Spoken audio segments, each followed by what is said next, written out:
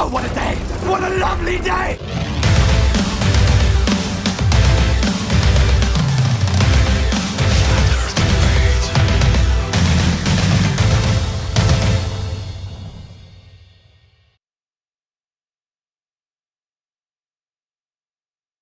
Welcome to Flat Earth Debate Live.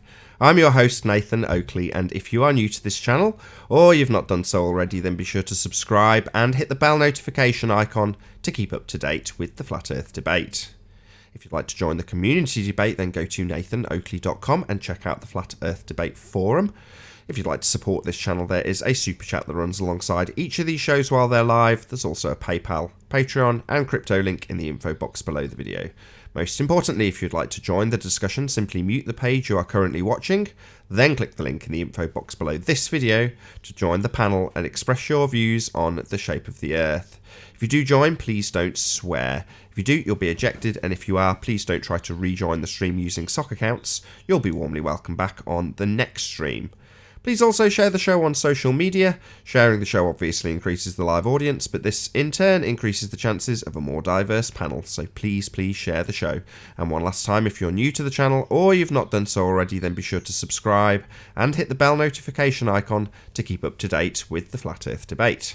Now we are joined by Slick James Johnson, Ranty Flat Earth, Pixius, is that? Paul Mind War, Ebon Kim, Chocolate Saying, Arwin, and Anon Moto. Very good to have you all. G'day. Good afternoon. Hey, Nathan. Howdy. Hello, you. Good evening. Good morning. Good evening. Good evening, good afternoon, hello one and all. So we had a bit of a technical issue. For no apparent reason, my power just completely cut. It wasn't like I was using an excessive amount of stuff either. It just died on its ass for no apparent reason. So it's not been my day. I've had loads of technical issues, which was why the show was originally late, and now a power cut. So we're back up and running now. We've had a proper intro. We had only got through 3 questions in the housekeeping. So if it's okay by you guys, just to keep the ball rolling, I'm going to carry on with housekeeping, if that's okay with you. Sounds good. No problem. Excellent. So check out part A if you want the other half of the housekeeping questions, but any evidence that we can have a gas pressure without a container? No. Nothing. Nope. Nope.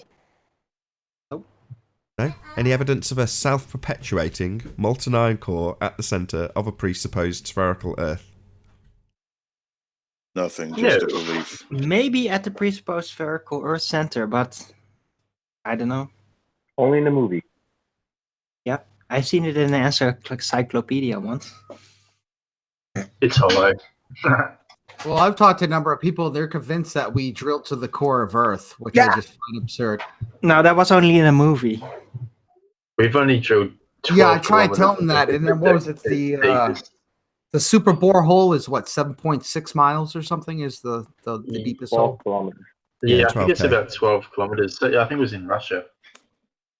Yeah, I saw a documentary on it now because the whole plant that was around it, all of the infrastructure's all been demolished. It's like just rubble, literally just rubble.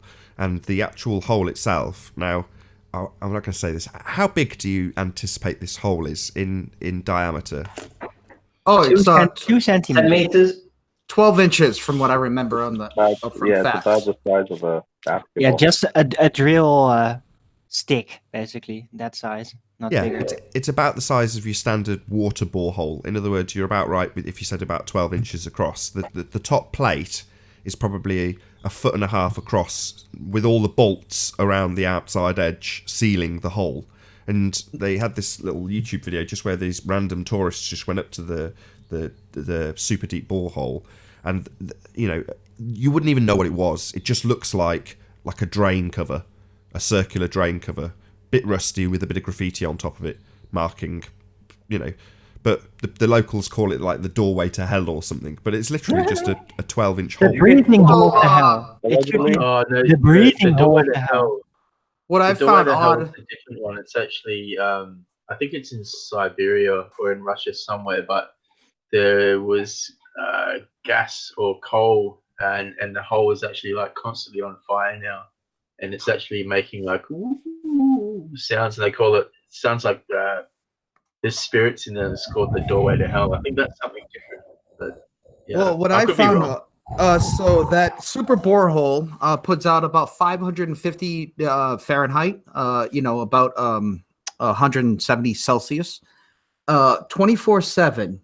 But for some reason, we still have nuclear technology. I've always found that kind of funny. Interesting. Why not? The super borehole puts out 550. You cut off at the end of your statement, but we heard it the first How time. does the Shout out to borehole Leonardo move? Gonzalez for the super chat. Thank you very much indeed for your support. Really, really appreciate it. Yeah, boiling methane as well. There's heat here's hydrogen if you're but Yeah, it might be does a hydrogen. how can you utilize that over that kind of distance in a hole? Well, I mean, so that's about the same temperature that spent nuclear rods give out, to be honest. So really, you could just kind of take the same system and just use geothermics, couldn't you? A little, it depends. Geothermic stations, they're not like long tubes into the ground and then everything is on top. No, you actually have to have the engine relatively close proximity to the heat because heat decreases over distance. So Yeah, but it's 550 coming out of the top of the pipe. That's why they had to seal it, right? really, Yeah, from my understanding, if you want to go, you can go but check. is it even sealed then? Yeah, it has like a drain cover, and like Nathan was describing, that's exactly how it looks. Okay, that's weird. I think it'd be theoretically impossible to go any further than that because of the pressure. Yeah, they'll just keep blowing out the drill tips. So I don't know if you were here earlier, Nathan, but I came here to have a question answered, and I was hoping you could answer it. You seem to know more than anybody else. Don't know if I'd go that far, but go ahead. Feel free to ask. Okay, Nathan, so Nathan, shout out first. Shout out to your super chat. Shout out for the super chat. I did. Leonardo Gonzalez, thank you very much. I did do. We didn't hear it. People All right, were so- talking. That's why. So here's my question, Nathan. Okay, now I'm going to use allegedly and supposedly, so nobody think, I'm not trying to say this exists or it doesn't exist. I just have a basic question. And so we have a Mars rover. On the short side, it's a 24-minute signal back and forth. On the long side of the orbit, it's about 48 minutes. Now, in the heliocentric model, we're traveling about 1.5 million miles per hour through the galaxy. So if you send a signal from Mars and it takes 48 minutes, even with radio waves, there's a little bit of a different consensus there, whether radio waves travel in a straight line till they hit a medium. If they do, they do not. Kind of get different answers. I don't really care about that. But if we move 1.5 million miles in 1 hour from where that radio signal is pointing to give a signal, how is Earth ever in position to receive the signal? And I can't get an answer from NASA. There's no math on this. They have a magic math equation for everything. And I'm wondering if you know an answer to this question, how does a radio signal reach Earth if we're 1.5 million miles out of position? I don't know. The Pretty answer. interesting question. That's a very seen- heavy. I've seen the rhetoric in terms of them communicating with the Mars rover, and yeah, they openly disclose that there's a massive delay. So they send out a signal, a very minor signal. This is all bullshit. This is all nonsense. There's no vacuum of space. There's no rock called Mars in the vacuum of space that you can travel to. So this is all bollocks. But ultimately, their narrative does include the delay. However, as you point out, us being lined up when we physically changed position by a massive, massive amount just doesn't make sense in the narrative, and I'd agree with you on that. Just doesn't make sense. Yeah. Maybe Yeah, and there's they always have some magic math. And what I find odd is there's no magic math for this equation. They always have some BS, math equation. There's just nothing, and I just find that odd because they always have something. Maybe Yeah, they do. I don't see why radio signals go in all directions. Really, this whole idea that radio signals will only go in a straight line when it enters a vacuum, I really don't see the validity in any of that. Even if it doesn't, it still has to that radio wave still has to Nope. travel 1.5 million miles. It's going to wave out. It maybe will degrade as it waves out, spreads out, but it will go in all directions. It can face at least. If it's on the other side of the planet, then it's of course not going to reach Earth. But as long as it does face Earth, presumably, then yeah, it should always reach it, even if there is no direct, or if the path changes, because there's radio signals going all over the place. I don't see why it should only be in a specific line, so you must, like on a roundabout, shoot the radio signal in a specific way so it will hit the Earth right when the Earth passes by. I think that is a ridiculous concept. Well, they also use laser communication as well, and we all know that lasers definitely travel in a straight line, correct? Right, but lasers probably travel a lot quicker. No, they travel at the same Quickest speed. that anything can travel. Light Radio waves travel at 97% the speed of light. The speed difference is negligible. Okay. You can see my A screen. laser wouldn't be powerful enough to go that far. Surely. It would have to be an insanely massive laser. Hugely powerful. I don't even think. No, not necessarily, because if laser is going to travel through a vacuum, a presumed vacuum, that vacuum is not going to absorb so much power of the light because there's so little matter to absorb the light. But but we're still 1.5 million miles out of position, though. If you point a laser, say I'm holding a laser and then I go to point it at a target that's a kilometer away, that tiny little beam is going to be massive. So by the time that beam goes from Mars to Earth, it's going to be so huge, it's not even going to be any different from sending a radio signal. Can you guys see my screen? Can I make a comment? Depends on the string. I'm back. The one problem, even with a laser, you still have the inverse square law problem with any kind of radio transmission. Like I have a little laser that I can shoot around the house to play with the cats. If I shoot it on my floor, it looks fairly small to the cat. But when I shoot it at one of the buildings out in the back of my house, which may be several hundred feet away, it spreads out and looks a lot larger. So even a laser with this directional, you're still going to have to deal with the inverse square law, which basically means Snell's law, I think. Yeah. Well, the more the source light, whether gravity, whatever they say that is, I'm not arguing for gravity. I'm just saying that's the problem they have. Any kind of light source, any radio frequency, anything. By the time that you transmit it, by the time it gets to where we're at, the path losses drop drastically. So there's a huge problem, not just the fact of what you're talking about directionally. You have a path loss issue.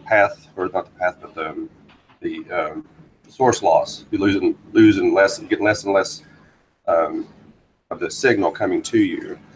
So that's my biggest problem with the Mars thing, or any kind of transmission, even the Voyager that's supposed to be on the outer skirts of our solar system, which would have some kind of nuclear back in the 60s, some kind of radio thing. How do they even picking up that signal? By the time it would get here, it'd be so low that you couldn't even pick it up.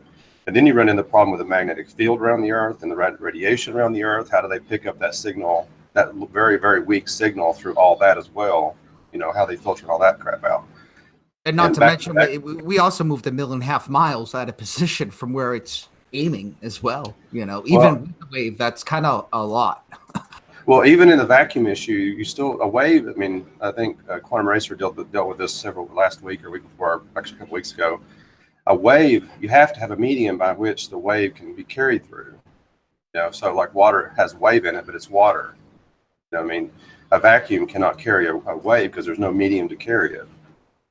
So there's a problem there. But it's a little schizophrenic because I get two different answers. Some people say that exactly what you said, and then other people are just saying, yeah, it travels as a wave. And then I ask them how, and they don't know. And that's the problem, is that I'm not saying I'm not on either side of the flat Earth with this question. I just want to know, what is the math? Because they have an excuse for everything. It's just, I find it so odd. They have nothing. They do not have an excuse for everything. There's a lot of questions that they don't answer. I don't know why. But also, look, the black hole that they supposedly captured an image of was 23.6 billion miles away. So apparently we can communicate through vast distances to gather data from anything in their outer space. Just numbers. It's just numbers, mate. Exactly. That comes off the back of the question, any evidence of the distance to the sun? Because this is all an extrapolation from a presupposition that Earth is a sphere, and therefore the mathematics for the distances incorporates that R value, and then a presupposition that Venus is the same size as the presupposed spherical Earth. And then they apply Kepler's third law to give them the ratios. That's it. It's just maths. It doesn't mean anything. It doesn't mean that Mars is a certain distance away because they say it is. It doesn't mean anything. It doesn't mean that Mars is a particularly rocky planet in a vacuum that we can travel to, or the black hole is billions of light years. It's all meaningless. Just numbers based on a presupposition that the Earth is a sphere and Venus is the same size sphere as Earth. That's it. Adding to the thing that they don't seem to explain, if you want to show my video, this month I was able to. I keep seeing the moon in daylight, and it's a half moon, and the sun is up as well. I think it was almost like it's pretty steep angles, like they're both about 45-degree angles away from where I was at. And I tried finding an official explanation of why there's shadows on the moon during the daytime when the sun is directly overhead just as well. They don't have one. There's no official explanation through NASA, government, or astrophysicists, and that's it.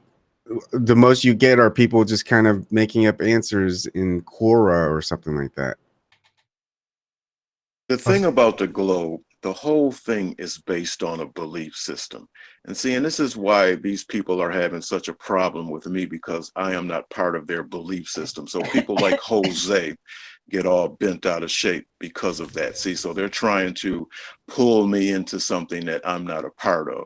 So that's why when they try to make me say things or tell me I'm dishonest for not saying it, that's because they are part of a belief system. The whole globe will fall apart without belief. Well, these are the same people that try to convince me that tinfoil rockets and 6-inch gaps in the moon lander are no problem at all because they built the inside really well. So that's their line of critical thinking. It's kind of laughable. How dare you? Those curtain rods are actually very sophisticated technology. The gaffer I tape believe it all is depends special. on your faith in tinfoil technology of 1969. Some believe that we didn't have the tinfoil technology to go to the moon. Some don't. Yeah, but the Israelis, they used tinfoil on their one, the one that crashed. Did you see it? The gold-coloured tinfoil strapped to the lander. Yeah, I know. And then the argument becomes, well, the outside, you don't need to worry about the 6-inch gaps in the panels. Even though in a thing in engineering, there's a thing called points of failure. You don't send something. We don't build submarines out of screen mesh, do we? It's funny, we can send up tinfoil up in outer space, but if you wear it over your head, you're called crazy. Well, I have another question for you, Nathan, if you want to take it. Yeah, man, I'm not going anywhere. I'm stuck here. So in case you guys don't know, that stars in upper atmosphere can't be observed from anything but the Hubble telescope. The Hubble telescope does not even see invisible light. It uses a special radiation camera, image sensor to grab the images and send them back to Earth, and then they use computers to put it back. So my question is, you have orientation, you have point of reference, you have the XYZ coordinates, XYZ. If we send a ship out and you watch any sci-fi movie and they need to find their position in space, what's the first thing they pull up? Star charts. So, I'm very confused on how we're able to find position in space if nothing can see stars. Now, I've done a lot of research in this. I actually joined on meetup.org, an amateur balloon astronomer. We send up balloons every month, a couple times a month. It costs about $50 a month. It's a great club. But the problem is we sent up ultraviolet, infrared, visible light. We use a 90 FOV with 35 millimeter and 55 millimeter camera. So, we can see the most true representation of space. Sorry. And can I stop you there? Any chance can you share your screen and show us some of this tech? I love tech. That's cool. Yeah. I mean, we have some stuff on YouTube. I'll post it in the chat. Well, if you can screen share it just as you're talking, just so you can say, oh, this is that and that, rather than you know. I don't have it ready right now. I apologize. No worries. But I just like yeah, seeing I'll tech stuff. yeah, But that's okay. Yeah, I'll link it after. I'll grab it after. It's not a problem. Nathan, you cut him off just at the point where he was gonna tell us what the results were. Yeah, the results are that, stuff. from what I can tell, see, I used to think, well, NASA can't show stars because they can't fake the CGI. And that's the line of thinking I had until, I went out and tested it for myself. And pretty much from what I can tell, Hubble is the only thing in space that can see stars, period. Now, the problem with, people will give me the exposure shutter argument, but the problem with the exposure shutter argument, it only counts for visible light. That's it. It only counts for visible light the minute you introduce night vision, ultraviolet, infrared. The exposure shutter argument goes out the window. So, meaning that if I send an infrared camera out, I want to see everything white out on purpose. I want to get a crappy picture on purpose just to prove that you can see these things. The problem is you can't. And I find it very odd. I don't understand how any space objects travel anywhere. We can't send up anything. We're looking for them, the only thing I can observe is the moon and the sun in the upper atmosphere.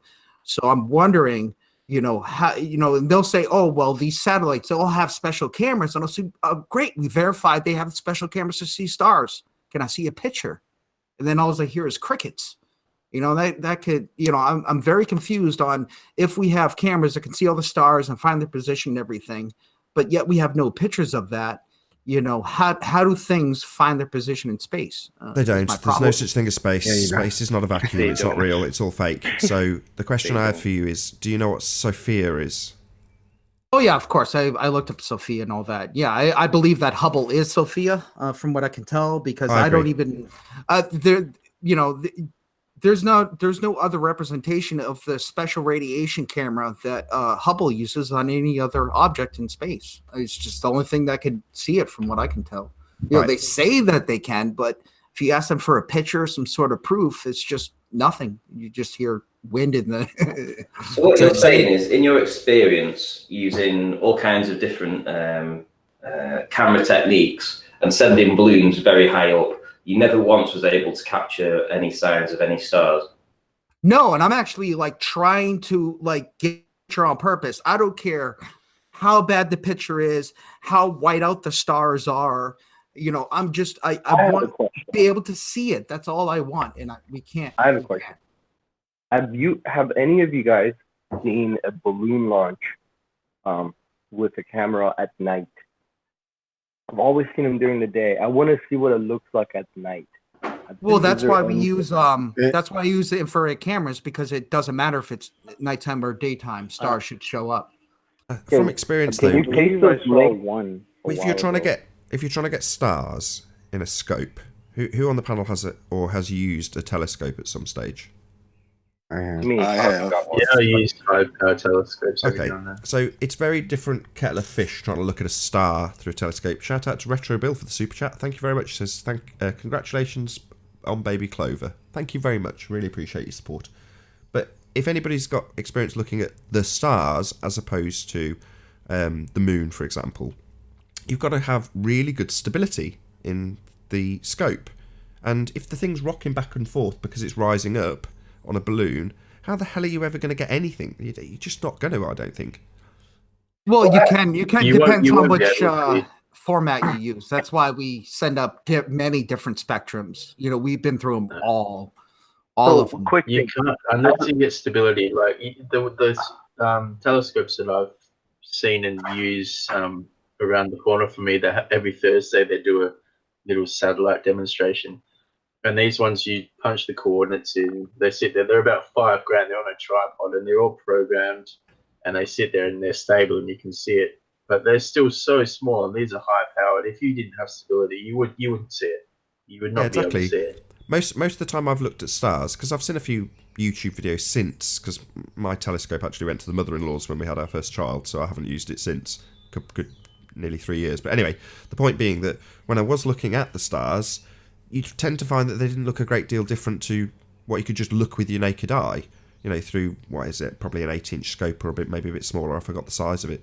Anyway, the point being that you very rarely get anything different to what you see with your naked eye. Yeah, if you look at a planet, it's very different, but the stars, no, They tend not to be, or in my experience.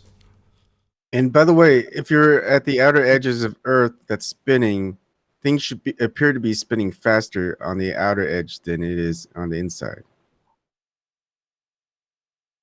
Yeah, we're not spinning. So Well, that's Yeah, I know. just that's the the universe turns clockwise, and that one thing that science can't explain, physics can't explain, is that every single planet orbits at the same speed, and that the entire universe is also orbiting at the same speed, but we cannot show this in physics at all, and they have no explanation for that. I found that very odd as well. It's because we're not spinning. We're not Plex- spinning. Yeah, Plexus. One thing that I used to think about too is with the star charts that they used when they're in space to figure out where they are. The thing is, everything is moving at different speeds.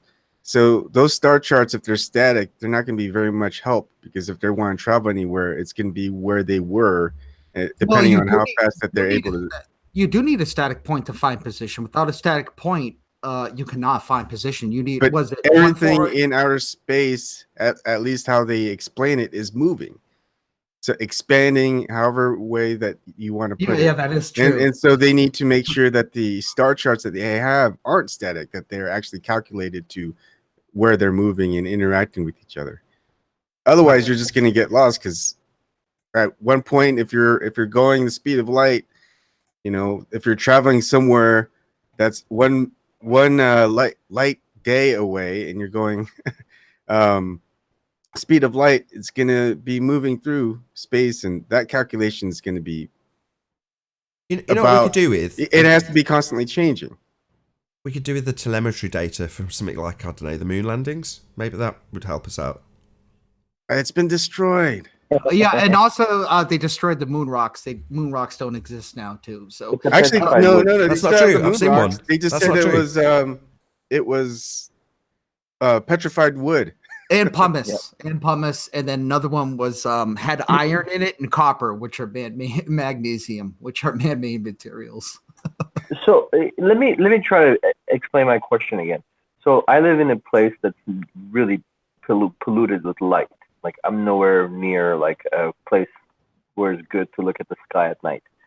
Even so, with my P900 in my backyard at night, I can take a picture and leave the shutter for like, I don't know, 4 seconds, and I can see a lot of stars, right? Because the shutter speed is like 4 seconds.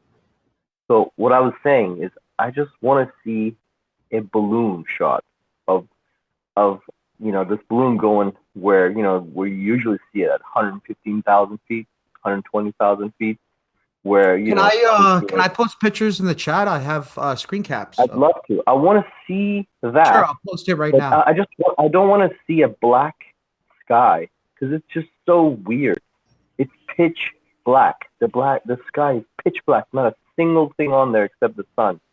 So I'm thinking, if the sun was away, and you leave the shutter for 10 seconds, 5 seconds, whatever, do you see anything? Even like, even if the stars are, there's like a trailer to them because of your. Well, that's why we sent it up with ultraviolet and infrared, because ultraviolet and infrared do not use shutter exposure in their image processing at all, and that's why I'd like to those up see in this. particular. Please post it in the chat. I want to see it.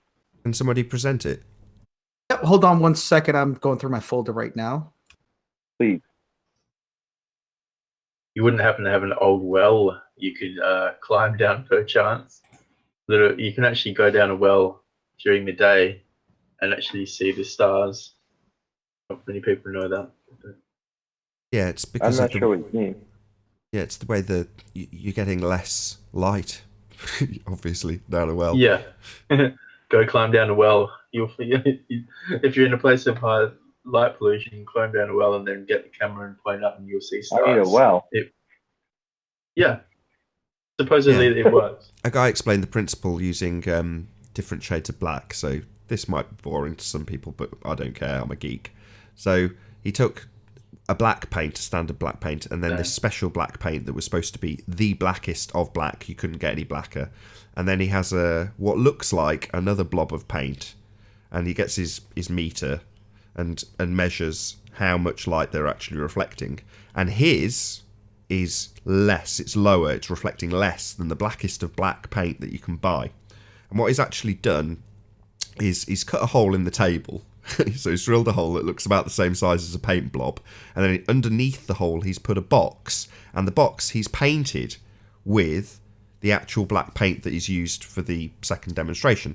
And all that happens is that the light's going inside the box, bouncing around, and then not being returned out of the hole. So he's literally getting less light reflected back, even off the darkest of dark paint. It's reflecting more than a little hole. So it's the same principle as your well. You go down and there's going to be virtually no light that's going to be reflected down that well. So at the bottom, all you see is a tunnel to the darkest spot that you can see above you, and you get a really, really crystal clear, dark picture of the night sky with the twinkly stars shining through. So here's a screen cap of one of our balloon launches, and you can see it's about 90,000 feet, which is about 19 miles up. But all balloons go from 120,000 to 170,000 feet, depending on the time of year and temperature, and they always pop about the 25-mile mark. I've never heard of a balloon going over 25 miles. Some people say that you can if you use different materials, but I'm just part of a small club, and we obviously can't afford that type of balloon. So why do they pop? What's that? Why do they pop? Is it because they're expanding? Yeah, there's a bunch of different explanations, but supposedly if you use like different materials, you can go further than 25 miles. But those are thousands of dollars for those balloons, which obviously we can't afford.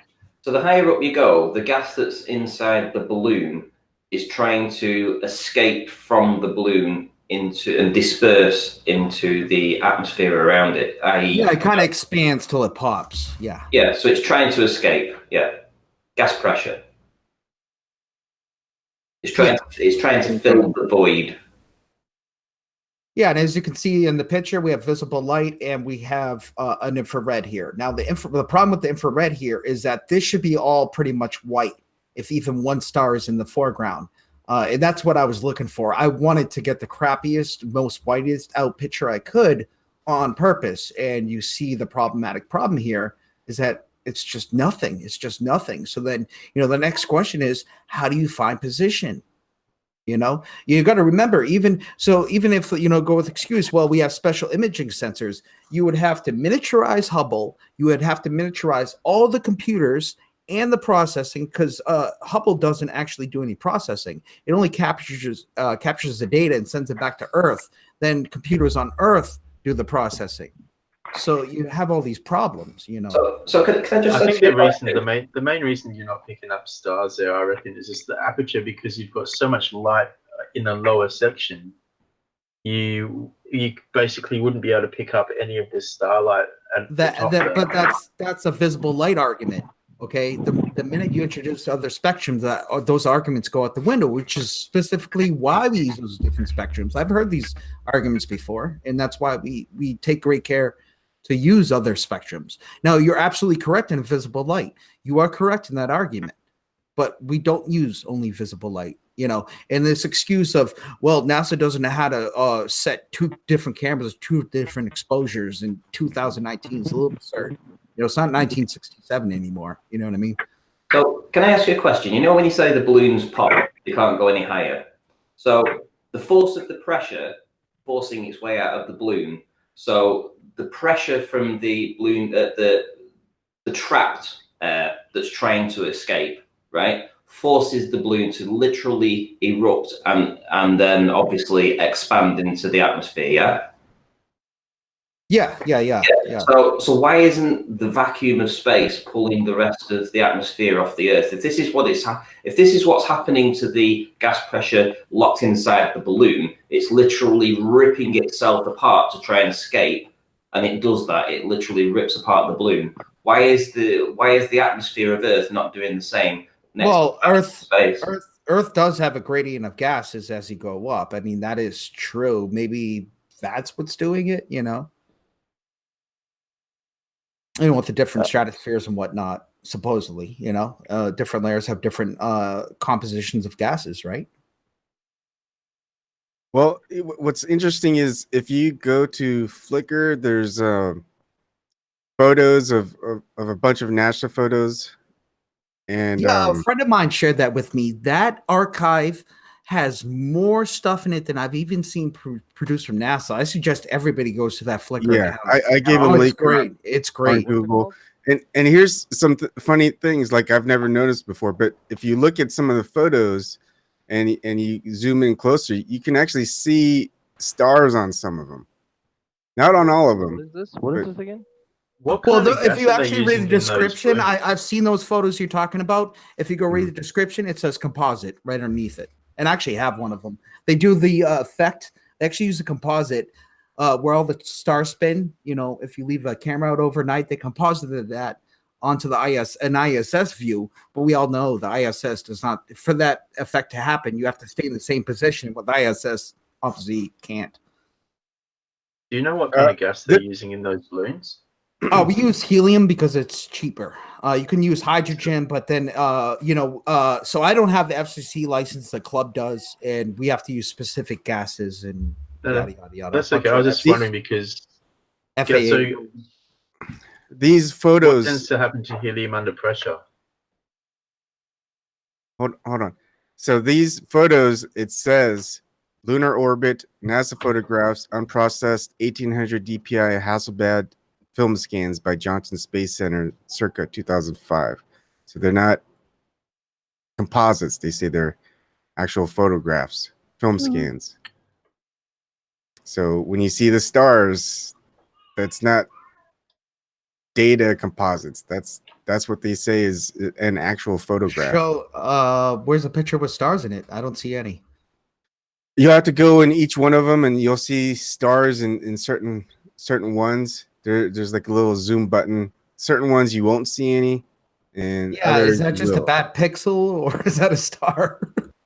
Yeah, I mean, can you provide? Listen. You just made a claim there, but you just said you can find them. Could you find it for us and then back your claim up that the stars visible in these images? Yeah. Great. I was going through them before. Yeah, remember, we're supposed to be the group that verifies everything, not just takes it at word, right? Yeah, I don't think that's Ebon's point. He's not claiming these are pictures of stars. He's saying what NASA say is these are genuine images or scans of a film. So it's presumably originally video film footage that they've scanned in as individual shots, right? That's the claim. Yes. And according to their own pictures, yeah, it might be a dead pixel, it might be a star. Right. But he's saying, there you go. I mean, I can see that on my screen. And yeah, there could be other explanations for it. But ultimately speaking, he's just presenting what they claim and what they show. I don't think Ebon's actually claiming anything. Are you, Ebon? Yeah, there's also radiation of space. The only thing I claim is what the official claim is.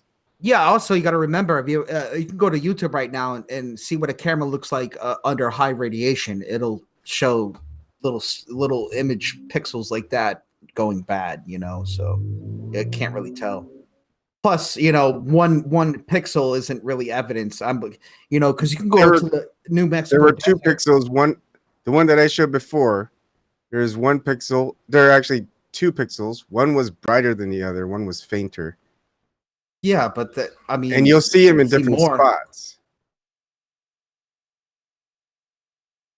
Just an interesting talking point because these are the arbiters of the narrative in terms of what the vacuum bullshit of space is, and we're just having a little look at their pictures. Now, whether or not they're stars, whether or not they're real, is obviously, it's not even up for debate, right? These are pictures of Earth from space, from a medium that can't possibly exist, on looking at an Earth that can't possibly exist. So obviously they're total bullshit. We all accept that, right? Well, if we can't find our position in space, how are you going to ever travel? It's pretty problematic to the whole thing. You can't have space. Forget about finding a position. This is kind of akin to when people say rockets won't work in space. It's like, why are we begging the question for them? Space isn't real. You can't have gas pressure next to a vacuum.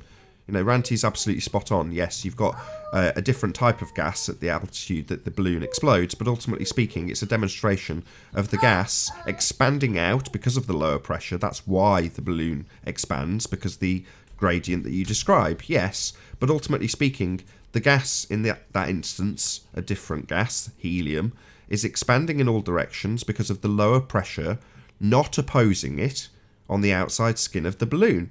So because there's a higher pressure in the balloon, it gets bigger and expands and expands and expands until the pressure on the outside is insufficient to contain the pressure on the inside, and it explodes. And then that gas, that helium, will expand in all directions until it reaches the necessary antecedent for it to have a gas pressure in the first instance, a container. And if there are gases surrounding it in the first instance, they would also need the necessary antecedent of a container in order to be gas pressure in the first instance. So there is absolutely gas pressure opposing the helium at higher pressure at altitude. There is gas pressure.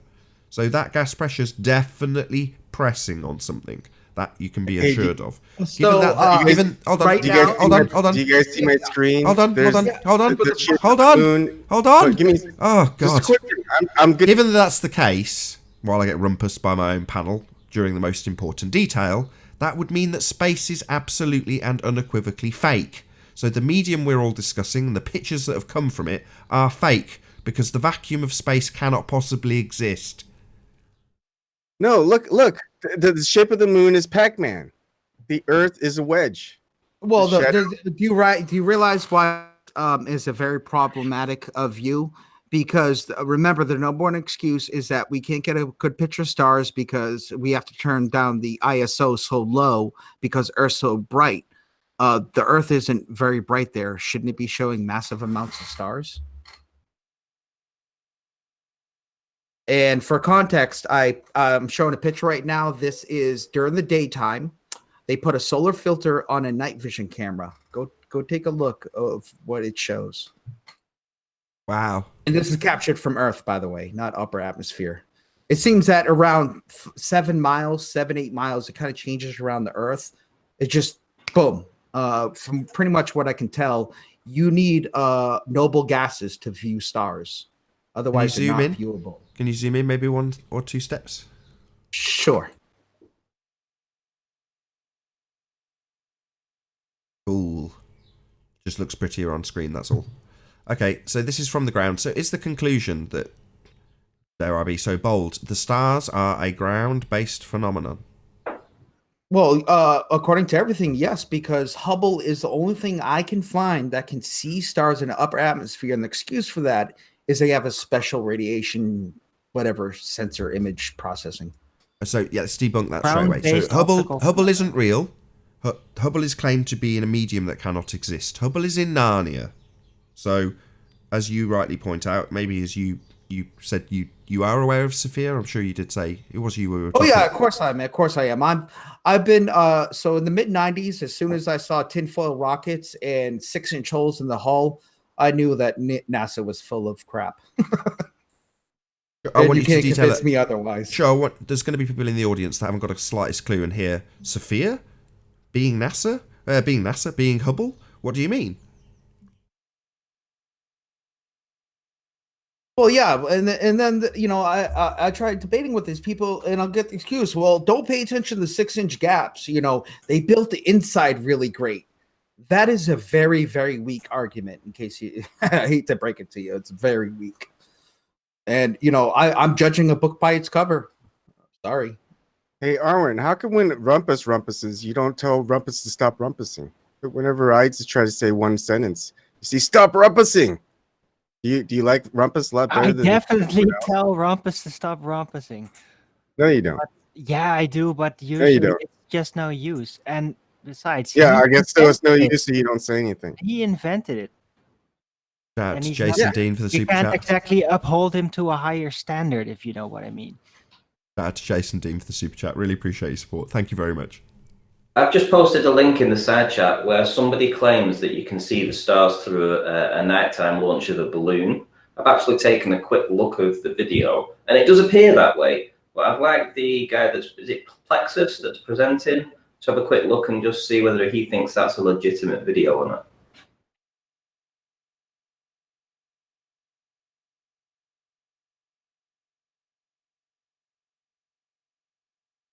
Oops, sorry for the dead air.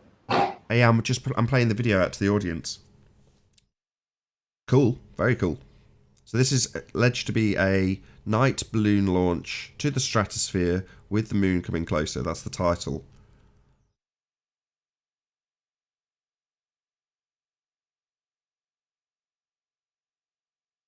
How high is 31 kilometers? Sorry, I'm American. Oh, man, this looks so fake. Yeah, how high is 31 kilometers? I'm American, sorry. I'm not seeing the ground, and there's a lot of cuts. Looks so fake to me. Hello, That's Andrew. how you know it's so real. Hold on, the guy who posted it, I think, is here. Hey, is that you, Andrew?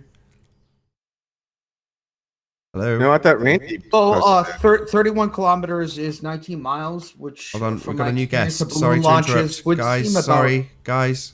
Hello, Andrew. Can you hear us?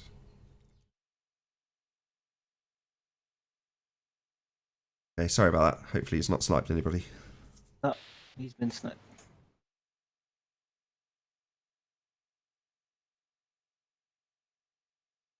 Yeah, my problem with that is like when I do balloon launches, we take great care for data, and there's other than just listing it's 31 kilometers, there's not very much data there, you know, so I can't verify it. That's why I like to do it myself, you know. Yeah, absolutely. But Finished housekeeping. the only thing I didn't cover was R. Any evidence of the R value, Earth radius, although we did cover it on part A. If you just tuned in, we had two shows by accident. I had a power cut, basically. So this show's kind of a bit disjointed. But anyway, yeah. Also, the aperture of 24 millimeters is just very odd for an aperture size. Why? Because it'll curve a straight line. You want to stick with 35 or 55 to show true sizes and true curves and true. You're saying it's just too wide an angle? With a 90-degree FOV. It's too wide an angle lens. Is that what you're saying? Yeah. Otherwise, it's going to give you a false representation. Yeah, but what do you actually make of the stars being in it, though? I don't know. I've never witnessed this, so fair enough. Nothing I've seen from my own. It's got to be more than just this. I want to see the whole thing from launch, from the ground up, and otherwise, I want to see it angle downwards to actually confirm that this is not a fabrication of some kind and actually filmed high up. So I don't know. I find it kind of vague from what you've shown so far. I've shared it in the chat. Feel free to check it out for yourself if you're in the audience. So, yeah, any proof of R? Is that any proof of Rory? I'm happy to talk about Rory, if you like.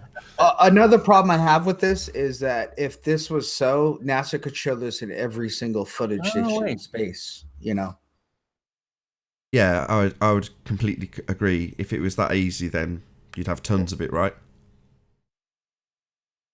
Yeah, and also like I was in some Discord debate, and they're like, I'm like, why can't they just composite the stars into a photograph? I'm fine with that. And they said, oh, you would just say that's CGI, and that's fine, but I just want to see it once. Is that too much to ask?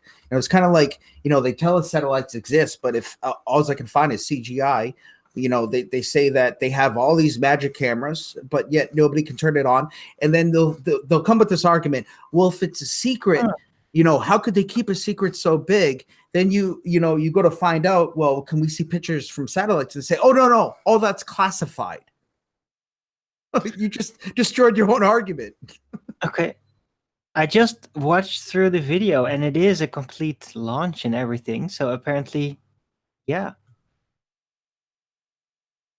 Up until the last point stars were visible. I can't explain this. It's very weird. First time I'm seeing anything like this. Oh no. Well, like I say, I've shared the link. It's a one-go shot. It also looks like it lands in a marijuana patch. Hey, Flat Earth, can you hear us? Yeah, hey. It is. Hold on, I didn't hear him. I want to level him up. He's always generally quiet. Hello. Hello. Hi. Hello. How's it going? Very well. We're talking stars. I get it now. How do I say your name, by the way? Is it Plexus?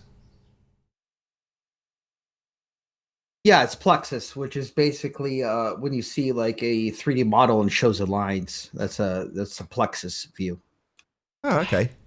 That's a new one on me. Yeah, I hear it in your voice now, so I can sort of draw a bit of familiarity from how you described it just then in respect to when I was doing international travel, and I would always yearn to see Earth curve. Strangely enough, I was the same as everyone else.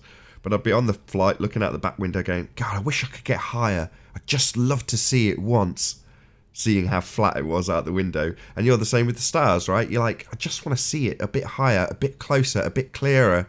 You know, that's what you do, right? You look at stars. I can get that yearning to a certain extent because, you know, I've had a fascination with them too. I've owned a telescope. But it wasn't to the same degree as Earth curve. I really wanted to see that, and I can hear that in your voice. With the stars. Nathan, you know, you should go to meetup.org and join one of these clubs. They're only like $50 a month. I mean, that would be an absolutely great live stream, you know, as well. There's people that just do it so much better than I could ever do it. Or certainly, I don't know if you're aware of Take Back Space TV, Christy. Hey Nathan, can you present me for a second? I'll just do one plug and then I will present you, Alwyn. Yes. Maybe not. So there's a channel, check it out. This is the reason I basically really... There's my telescope on screen now. Good timing. So I got rid of this because of Chris D. So he has a channel formerly called CD and now called Take Back Space TV. All one word. So Take Back Space TV is the YouTube channel. And Chris D just has a telescope and has a mount and a little, presumably, joystick or something. I don't know. I've not looked at it. But you can go into his chat live and go, show me this crater on the moon, or show me this constellation, or whatever. You know, you can tell him to go to specific, as long as it's in his night sky, obviously. There's another channel called PK Imaging that does a similar thing, and they're pretty good too. Yeah, but there's people out there with. I mean, when he first did it as CD, he had a 1080 camera. And I could get better results. I mean, he was 80% as good as I could get through my own scope when I watched his stream on my big screen at night time. When he went up to 4K, it just pissed all over what I could achieve with my scope. It was better, and it's hard to quite say that because it's going through YouTube, it's being compressed, it's being processed, and then it's coming down my internet line onto my computer, into a projector, through a colour wheel, onto a screen. You'd think it would be nowhere near as good as a scope. Well, just not true. He could on my screen here, like he exceeds what I could get through my scope with a lot of swearing and kicking the tripod and, you know, generally not getting what you want the first 20 times you try. But he would do it in a second. So I'd go into his chat and say, you know, go and have a look at Mars, please, Chris. And he'd go, yep. 10 seconds later, not even 10 seconds, 2.5 seconds later, he's over it, he's in focus, he's got the ISO level perfect, and you're like, wow, that's so cool. And every time I'm like, how do you do it? And he's like, yeah, it's just muscle memory, you know, I'm doing it so often that I can just go straight to it. So you just... Well, I was thinking about buying those rigs that are a couple $1,000 are motorized and kind of like put it on a channel and just like, you know, with augmented reality kind of impose that onto it, and I might be able to do something pretty cool is what I was thinking. The problem is heat. The cameras themselves, obviously you're operating them like they're permanently on with the shutter open, and it generates a huge amount of heat. I think he uses Sony, and it's keeping the heat out the camera. That's the biggest problem when you're doing it with a telescope and an adapter, and then streaming it from the camera. So it's bad news for the camera, and it's really difficult. From again what I've ascertained from Chris, I've never done this myself. I've never linked a camera even to a telescope, so you know this is way beyond my pay grade. But you know, I've chatted to him about it, and I've got a reasonable idea what he's doing. And people who watch Crow probably get similar information from Crow in terms of what he's doing with this setup. And yeah, it is fighting the heat out of the camera to actually achieve it, and have it go through your capture card and keep your computer running and all the rest of the normal issues you have with streaming. So, you know, it's an arduous task, and, you know, my hat is definitely off to Take Back Space TV. Go check him out. And like I say, go in there and just chat to him. He's in the chat. He plays his own music in there as well. He's got good. He's a good musician, so he's got good music playing, excellent views of the night sky. And you can just go into the chat and say, "Hey, I'm new here. How's it going? Any chance you can show me this if it's in your sky?" And he will. You know, he's more than happy to oblige. Right, Arwin, you've been waiting patiently. Thank you so much. Right, you're on screen. Go ahead. So yeah, I skimmed through the entire video and it was pretty impressive. And I found this really odd spot. So as I'm gonna play this part from here on, 5 minutes 36 seconds, I want you to look at what you're seeing and try to analyze what you're seeing through optics and not through any physicality assumption bias. It's gonna be very difficult. Trust me. So just try to identify what you're going to be seeing here. Okay, I'm going to play it.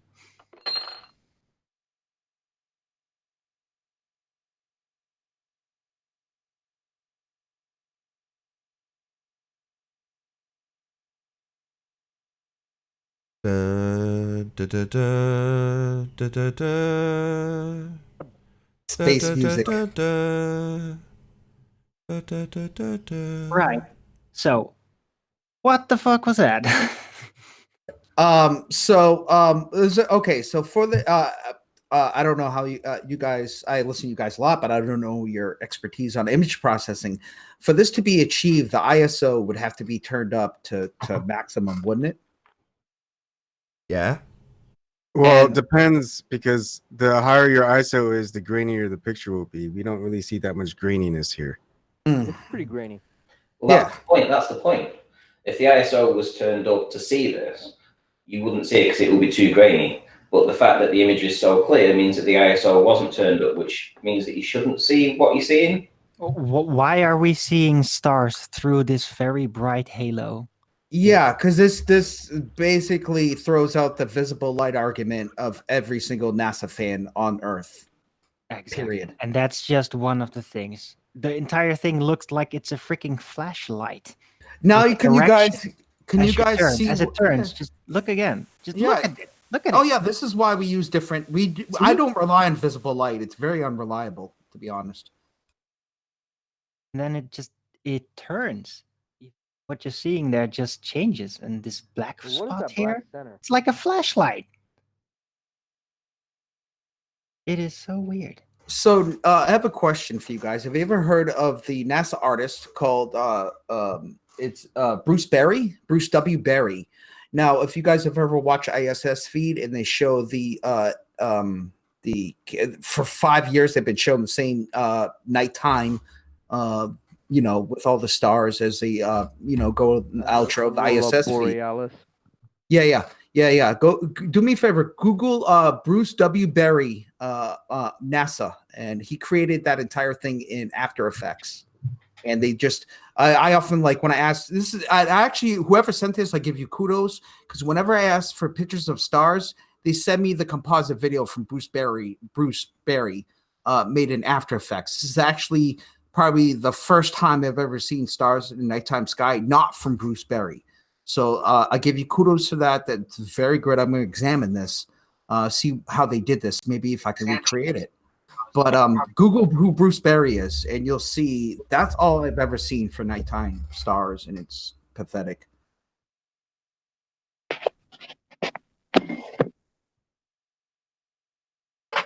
Pop yourself on mute, Paul. Sorry. Have you guys ever heard of the artist named Bruce Berry by any chance? I think it does ring a bell. It's been around for a considerable amount of time, right? Yeah, he's the one who made that, like they show the globe at night and they play the same clip for the last decade, which should be a clue to you that it's composite. But if you go Google who Bruce Berry is, they actually have a documentary of him making it in After Effects.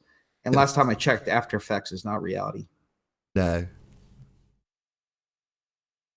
I'm going to, rather than round out this show because there was a power cut on the first half, I'm just going to leave this live show running. So if you are in the chat, happy days if you're in the live show, because this will be extended. So I won't bother ending the show and having a break. I'll just be patiently sat here hoping there's no power cuts. So as the show is running happily, I'll just extend this live show rather than having a second one a little bit later on. So stay tuned. Yay! Yay! By the way, on my screen, if you guys haven't watched any of Marty Leeds stuff, it's pretty interesting because he goes over a lot of stuff with geometry and numerology, and definitely dives into the occult, I learned about sacred Martin too. geometry of like the Freemasons and things like that, and squaring the circle, where you get the perimeter of the square is equal to the circumference of the circle. Now, what's interesting is 1080 is approximately the radius of the moon. 3960 is approximately the radius of the earth. And so when you get the square of the circle, you get those numbers exactly. Now, is that coincidence or is that a miracle? What do you guys think? You have to ask Marty. He's the numerology guy. Well, you tell us, Ebon. What would you say Marty's answer would be to that question? Well, I don't want to speak for Marty, but Yeah, for but me, you've watched a reasonable amount of him to know that he'll probably drawn a conclusion to this, right? yeah, I still don't, because I would love to get an interview with him so I can actually get a better idea of what he thinks. He just thinks it's, I don't want to say it. For me, I just think a lot of these numbers are just too coincidental to actually be what the numbers are, because all these numbers were formulated, if not hundreds, at least 1,000, maybe 2,000 years ago, and for them to coincidentally be what the actual radius of the Earth and the Moon and the radius of the Sun is a special number too, like Jesus's number with the 432, and it's kind of mind blowing. And either, I mean, you're gonna have pretty polar ideas of what it is, whether it's going to be coincidence or a miracle. And it's tough to just wrap your mind around these things. And the only thing I could think of is, well, if they perpetuated the spherical Earth around the like 2,000 years ago with math and trigonometry, Pythagoras and stuff like that, I can see how they use those numbers to put in plain sight, just so people who understand the numerology, the sacred geometry, that it was a big lie. Yeah, it's they're showing the building blocks of the design. Yeah, and one of the things that Marty Leeds says is that the Freemasons, and he also interviewed another Freemason, like a high 32-degree Freemason, and they say that when you go into Freemasonry, they tell you that the Earth is flat.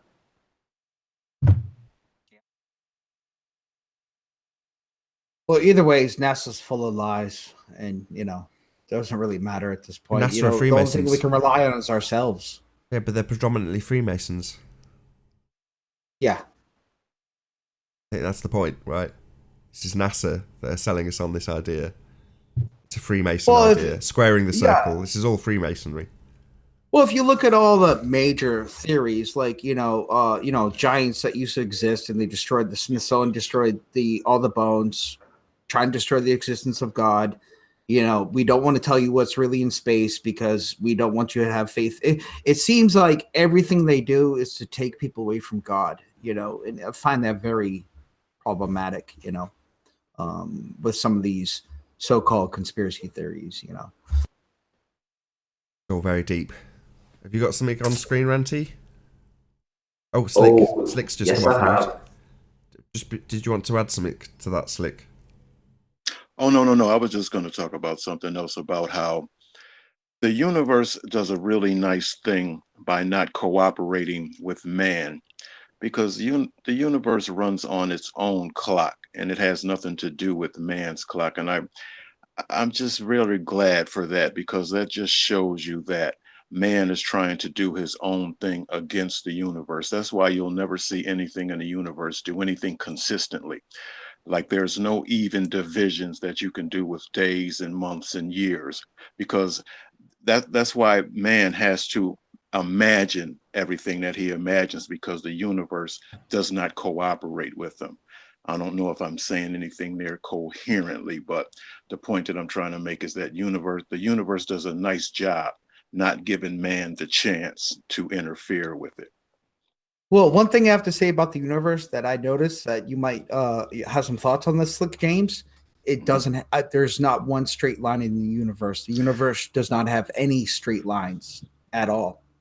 Observable. Yeah, right. Just it's like take the moon for example. Now this is their estimation, but the moon does its thing every 27.322 days. See what I mean? So there's no cooperation with it there. You can't divide that evenly to anything. That would never work with man's clock. So man could never take his clock and do anything in the universe because the universe is on a totally different time.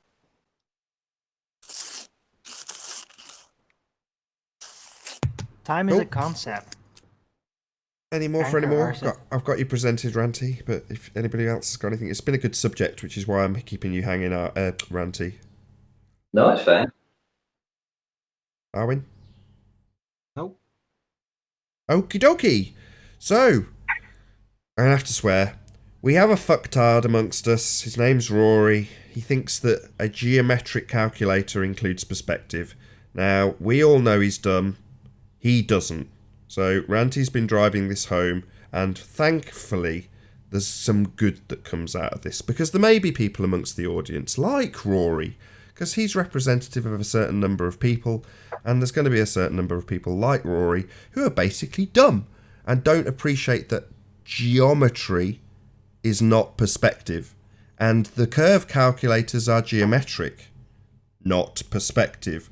To put it in Rumpus's words, they're not performing viewing functionality, right?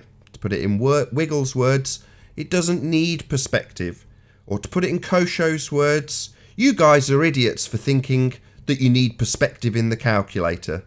Right, so these are the globe heads who, unlike Rory, aren't so stupid as to not understand their own religious assertions. So Rory, on the other hand, just thinks that it must include perspective because, like us, he clearly appreciates that when you look at things, perspective is included. It couldn't possibly not be there because it represents the world he believes in.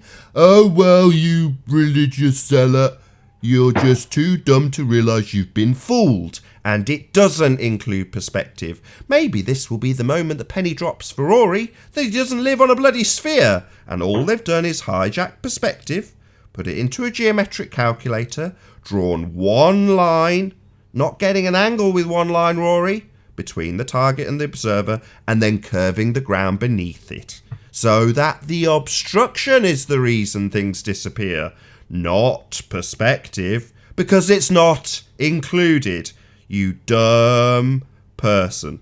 Anyway, my introduction is over. Over to you, Ranty. Oh, hold on. You made a mistake. It's not obstruction.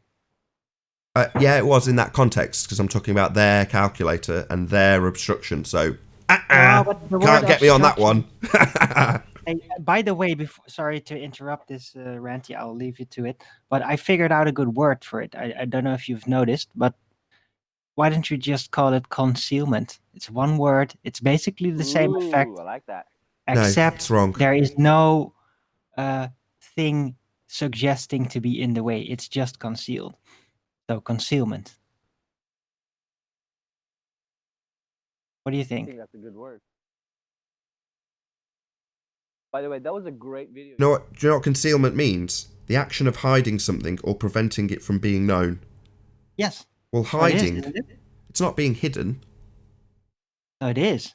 We're not seeing it. It's not. It's out not of being. sight. It's incapable of being resolved due to the aperture of the equipment being used to resolve it. That's right. not So it's the being same. hidden by the limitations of the equipment. The equipment's not hiding anything. Oh, it is. It's not. It's just too small to resolve. Right, and that could be considered hiding. It's not hiding. Yes, it is.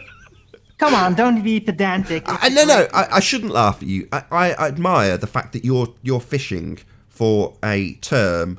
It's like when people, I can't remember an equivalent, but there's other times that people have used maybe dirty air or something else that you want to just strangle them and say, look, we need to actually figure out what's going on here rather than attributing this crazy word to it. Whereas in this instance, we've now got this realization, thanks to the guest yesterday, that they are actually using this presupposition of obstruction very specifically in every instance. When you curve the ground that I described earlier between the feet of the observer and the target, that is the only thing causing it to disappear, the obstruction. So in every instance, be it weather, be it angular resolution, the diffraction limit, doesn't matter what it is that's actually caused things to disappear, and they do for those reasons, it's always obstruction. And what Arwin's attempting to do is find a different definition when we say, well, something has gone from the bottom up, right? Or is unresolvable at the bottom. It's just so less concise, and we need some better terminology. So hopefully we'll get some comments below the video in that regard. We've left Ranty hanging forever. Come on, Arwin. Right, but come on, we can do it. Concealment until we find something better, because otherwise you're going to just keep on calling it obstruction, and you know that's wrong. But that's hidden. And what's the value on the calculator? No, the value. Concealment means hidden, and the value in their calculator is the hidden value, Arwin. So no, sorry, you're just gonna have to. You're gonna have to do better. No, you have to do better. It's basically the obstruction value. They're actually using their terminology wrong, because it is not literally. What, the hidden and refracted hidden values, you mean, Owen? Look, this is a fail. Just accept it. Let's move on to Ranty. Concealment is great. Obstruction suggests something is in front of it. Well, I have a technical problem. We talked about it extensively. You agreed. And concealment doesn't do that. Doesn't matter what they use in their science fiction machinations, because it's all presuppositional bullshit anyway. Shout out to Theo for the super chat. He says concealment is as nonsense as an obstruction. Well, I have a question about all that. So you have vanishing point and you have the curve. So if I go to the beach and I watch a ship go over the quote unquote horizon, I can pick up a pair of binoculars. I can bring that ship back into focus. I can watch it for a second time go over the horizon. I then can pick up a more powerful telescope and bring that ship back into a third time back into focus. I then can watch it a third time go over the quote unquote horizon. At what point in time do binoculars or telescopes bend space and time to see around matter? I haven't gotten a good explanation for that. They don't. Well, what they're doing is resolving. These guys, if you have a powerful enough telescope, you can see around the Earth and see your ass. So, you got to remember. So gases, on the, when you're looking up, gases are a lot thinner. Gases are very thick when you're looking horizontally. So you're trying to look through all these different layers of gases. It's gonna, have a finite point. And remember, light bends down as it goes through the gases as well. Okay, right. We've held Ranty long enough. He's been on page. He's all keen. He's so patient. Thank you, Ranty. No worries. Is everyone finished now? No, I think data loss is a retarded way to express it. Right, until all right, let's just get Arwin to concede. I know what to do. I can handle this. I can do it. I can do it. I can do it. I can do it. I can do this. I can do this. Arwin, right. Until something better comes, concealment it is. Yay! Yay! Right, Ranty, off you go. I don't agree with concealment, but there you go. Me neither. Let's go. Right, okay, so we all know that Rory, the resident retard of the Globe Earthers, has put a challenge out to basically anybody, specifically flat earthers. And this is his challenge. £5,000 on the table if anybody, can prove that the curve calculators don't include perspective. So in that, there's actually a subtle hint that the curve calculators actually include perspective. That's his opinion. He put the challenge out to anybody to try and disprove this claim that the curve calculators don't include perspective. And the reason he did this, and you'll notice that he did it and he took on the Flat Earth debate team, essentially you, Nathan, and Anthony Riley, he called you guys out originally for this. And because you guys didn't respond to this, basically he opened it up to anybody else. But essentially it was because of this idea that things can disappear due to perspective.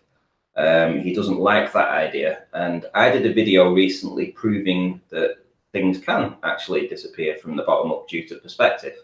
I'm just going to run through a couple of things and solidify what actually perspective is. For instance, from the Cambridge English Dictionary, we have the term perspective, and the words used to describe perspective are the way that objects appear smaller when they are further away. Okay, so things get smaller as they go further away. I'll now show you an example of how the globers would show Blackpool Tower. This is Blackpool Tower across some water, and obviously this is the camera way down here, and this is how they would orthographically show Blackpool Tower from a side-on view. However, this is more realistic. If you was going to do it from a side-on view, what you would have to do is you'd have to actually shrink the size of Blackpool Tower due to its distance and its angular size change over distance. Sorry, it's just off screen a little bit. Sorry, let me... There we go. Move it to the left. Perfect. There we go. So there's Blackpool Tower way over in the distance, but it is far, far smaller in perspective ways as opposed to this, which is far bigger. So, next point.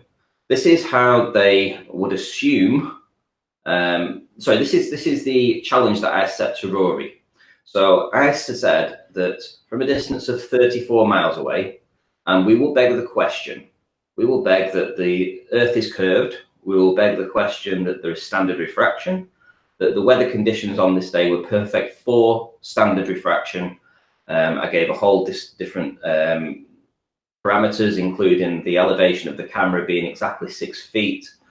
Essentially what that meant was that as we look across this hump, this curve, the top of the tower, as I zoom in, the top of the tower would be visible, the flag at the top of the tower. Now you can't actually see it properly here, but what we have is we have Blackpool Tower, and then at the top we have a little pole, and we have the flag at the top. So essentially 3.2 feet of the tower should be visible in the curve calculators.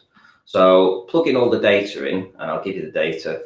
The data was 544 feet would be the height of Blackpool Tower above actual sea level. The curve calculators would say that 540.8 feet would be hidden to Earth curvature, meaning that 3.2 feet would be visible of Blackpool Tower. So that's the data. Curve calculators would say visible, and I'll prove this here and now. Here I've taken a screenshot and overlaid it on the image that I've just showed you. This is taken from Walter Bislin's curve calculator, and essentially it's the same sort of diagram. We have the bulge, which is in the center. So here we've got the bulge, and we have a visible portion and a hidden portion. So if I scroll into that here, and I'll show you that. Visible, hidden, and obviously you've got hidden down here, and visible, which would be 3.2 feet of the top of the flag.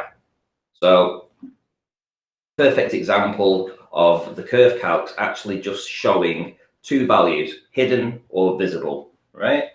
I have a quick question. Do you have any pictures of where that point is, like what it actually looks in reality? Sure, but just keep it till the end. Okay, so... Oh, yeah. So looking for a dictionary term for what is visible, visible is able to be seen. That's it, very concise, able to be seen. Give some examples, including the comet should be visible to the naked eye. So visible is in visible, able to be seen. So we have 3.2 feet of the tower visible or able to be seen, but is it? So what we're going to do now is we're going to look into the angular size of that 3.2 feet over the distances involved. Now I've changed these into meters, and I've put the distance at 54,717.7 meters, which is 34 miles. The size that I'm trying to see, which is 1 meter, 3.2 feet or thereabouts. And we have a angle. The angle that is given is 0.001 degrees. Let's have a look at how that would look if we're looking at a protractor, sorry, not protractor, the angle here, we're looking across the water at the top of the tower. Here we have 1 degree. This point here, between the big black marker here and this one here, is 1 degree. And we're trying to look at 1/1000th of that gap, 1/1000th over a distance of 34 miles. That's how minuscule 0.001 degree is, and how small that flag would be at the top of the tower. I'll get to that point in a minute. Obviously, we have diffraction in photography. Diffraction is the optical effect which limits the total resolution of your photography, no matter how many megapixels your camera may have. It happens because light begins to disperse or diffract when passing through a small opening, such as your camera's aperture. This effect is normally negligible, since smaller apertures often improve sharpness by minimizing lens aberrations. However, sufficiently small apertures, this strategy becomes counterproductive, at which point your camera is said to become diffraction limited. Knowing this limit can help maximize detail, etc., etc. Diffraction limited, that's very important, because every camera is diffraction limited. And let me tell you, an angle of 0.001 certainly would not be able to be resolved by any P1000, P900 camera or anything like that. You could even use telescopes. It would not be able to be seen. So the simple fact of the matter is, Rory, and obviously we're going to look on the diffraction limited system. However, there is a principal limit to the resolution of any optical system due to the physics of diffraction. Yeah, an optical system with resolution performance at the instrument's theoretical limit is said to be diffraction limited. Now, obviously, there's a point that you cannot see beyond, and most cameras, believe it or not, actually don't even use the external pix, the outside of the camera lens, as stated here. Going back to this this angle, this 0.001 wouldn't be able to be resolved. In fact, the human eye needs to be 0.02 before it can actually starts to be diffracted. So this is essentially, what's this, 0.02? Well, it's a lot further. It's a lot smaller anyway. And there we go. And this is Rory. This is an email response that I've had from Rory. Now, you guys are going to love this, because the point I want you to focus on is this point here, point 1. Nathan, feel free to jump in anytime that you feel like it. The curve calculator predicts that approximately 3.2 feet may be able to be seen if your measurements are correct. Well, they are correct, and that's a statement of fact, and he's agreeing with that. Of course, the curve calculator works on the basis of things like, ready for it? Visibility. The curve calculator works on the basis of things like visibility. Has anybody got anything to say about that? Just keep reading. Standard refraction, obviously, accurate figures, and the best bit of all, and that the object you're looking at is big enough to be seen in the first place. In other words, he believes that the curve calculators actually take into account things getting smaller in the distance. Okay. Can you believe that? Now, can you go back to your very first slide, which I believe was a definition of perspective? Second slide. Yep. Should make it big. Can you just read that again? Perspective. The way that objects appear smaller when they are further away. And then if you can go back to Rory's description, that the assumption that if something is too small. Okay, just read that. And that the object you're looking at is big enough to be seen in the first place. So Rory's own words condemn him into an admission that there is an assumption that something's not too small to have gone already. So that would be an assumption of what now, Rory? Perspective? So Rory, you're saying you assume it's not too small to see. So where's that included in the calculation when you draw one line? Do you get an angle from that single line, Rory? In orthographic view, geometric, giving the game away that it's not including perspective. What a fuckwit. And let me just look at the image from Walter Bislin's, and we'll just go over here and we'll just ram this home again. We have a hidden value and we have a visible value. Nowhere do we have a grey area in the middle that says geometrically able to be seen, but too small to be seen by any known camera. Well, let me just add something, and then we'll pass over to Plexus because he had the first question. So, right, that line, and I'm going to do it with my mouse. This line is a single line. Above is visible, below is hidden. Well, what would be useful to know if something's too small to see? Well, it would be needing an extra line that gives you an angle, but they don't do that. That would be the perspective bit that's been removed. Now, if you zoom out, you can actually see that the perspective is... Hold on. Hello. Oh dear, yes, they've absolutely hijacked perspective, Eleanor. So, what they've done is give you this bulge where it should be an angle.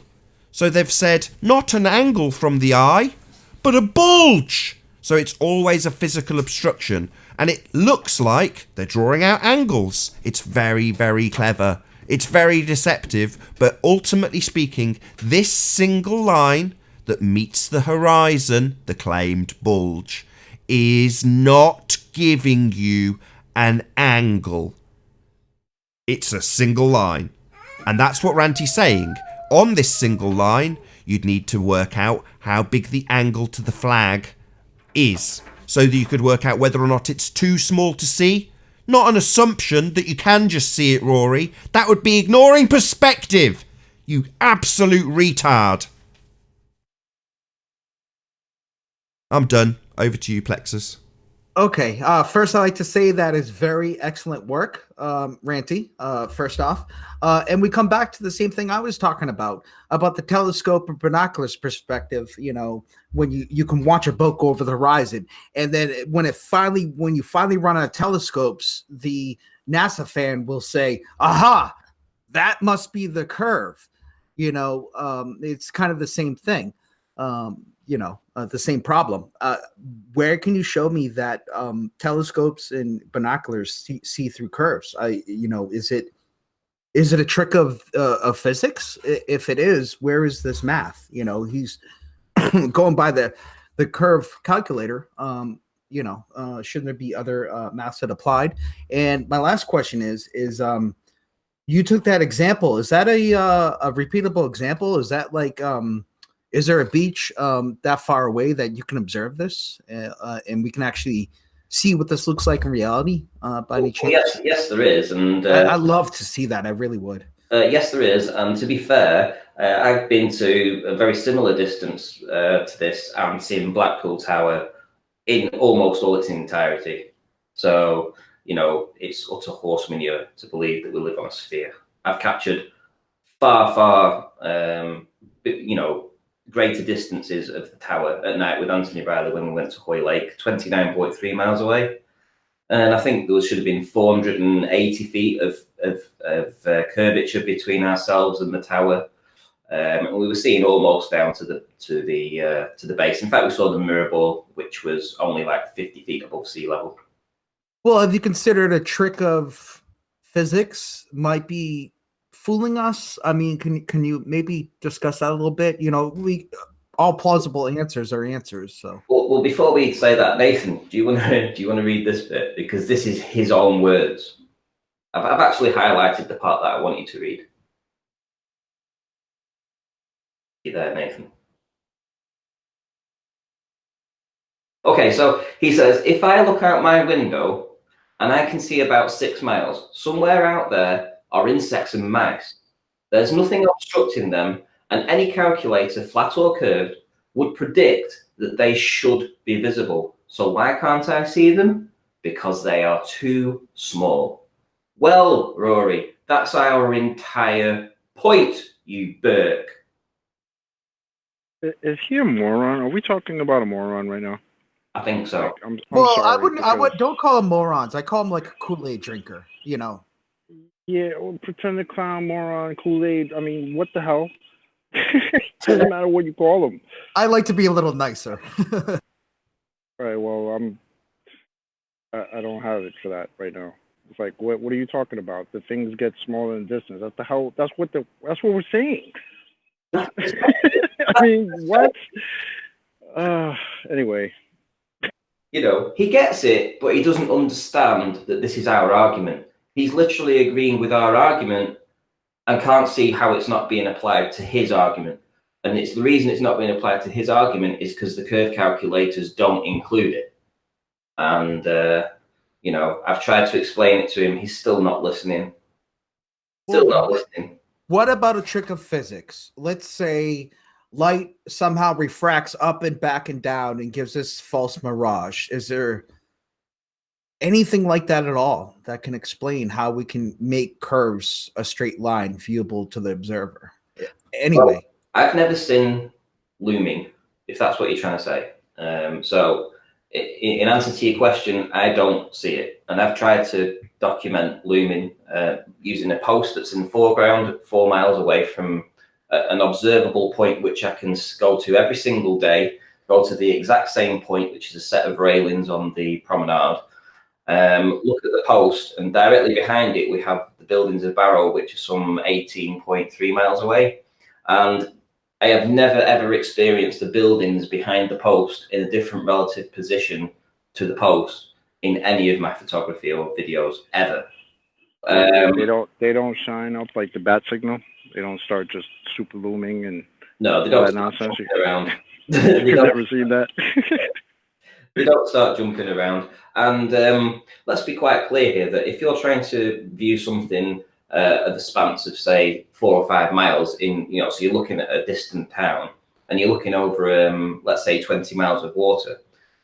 In order to get a uniform lifting or looming of those buildings, the weather conditions would have to be exactly the same over that entire 20-mile stretch of water without any difference whatsoever, because even if there was a tenth of a degree difference, or it was raining or cloudy or misty in a certain area, just something that lowered the pressure even, you wouldn't see a uniform lifting of those buildings. They would all be disjointed. They would be angled and twisted and deformed, and we never see that. I mean, I've been down to the beach at Anxholme, seeing Barrow in Furness from essentially a foot lower than that. I've even seen it at 0. You know, literally, I dug a hole in the sand and waited for the water to envelop the camera almost, and was still able to see these buildings at Barrow 18.3 miles away, which should have all been gone to Earth curve, right?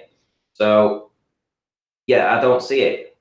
You know, well, not only Earth curve. Let's talk about gas. Let's talk about the noble gas of oxygen and nitrogen. It bends light down, right? Correct? Over distance. Say that again. What did you? I don't know. Okay, so as light passes through oxygen, it bends light down. It refracts it. Correct? It sends it all over the place, right? Okay. So if you're looking at something and you're able to see it, not only do you have the curve to deal with, but actually refraction itself. You know, there's nothing to account for that.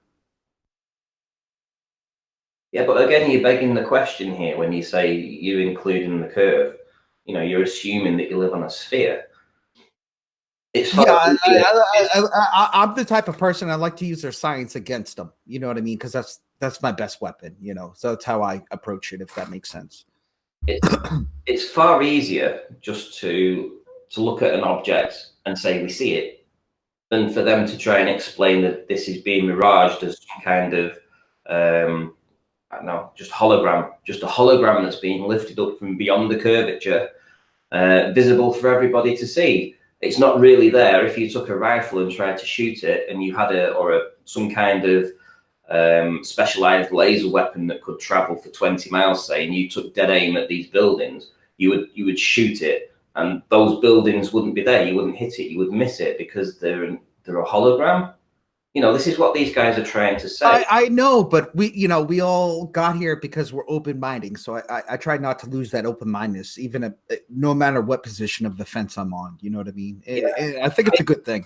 The thing is, we can describe why things disappear from the bottom up. We can, there's a whole multitude of different reasons why things can disappear from the bottom up.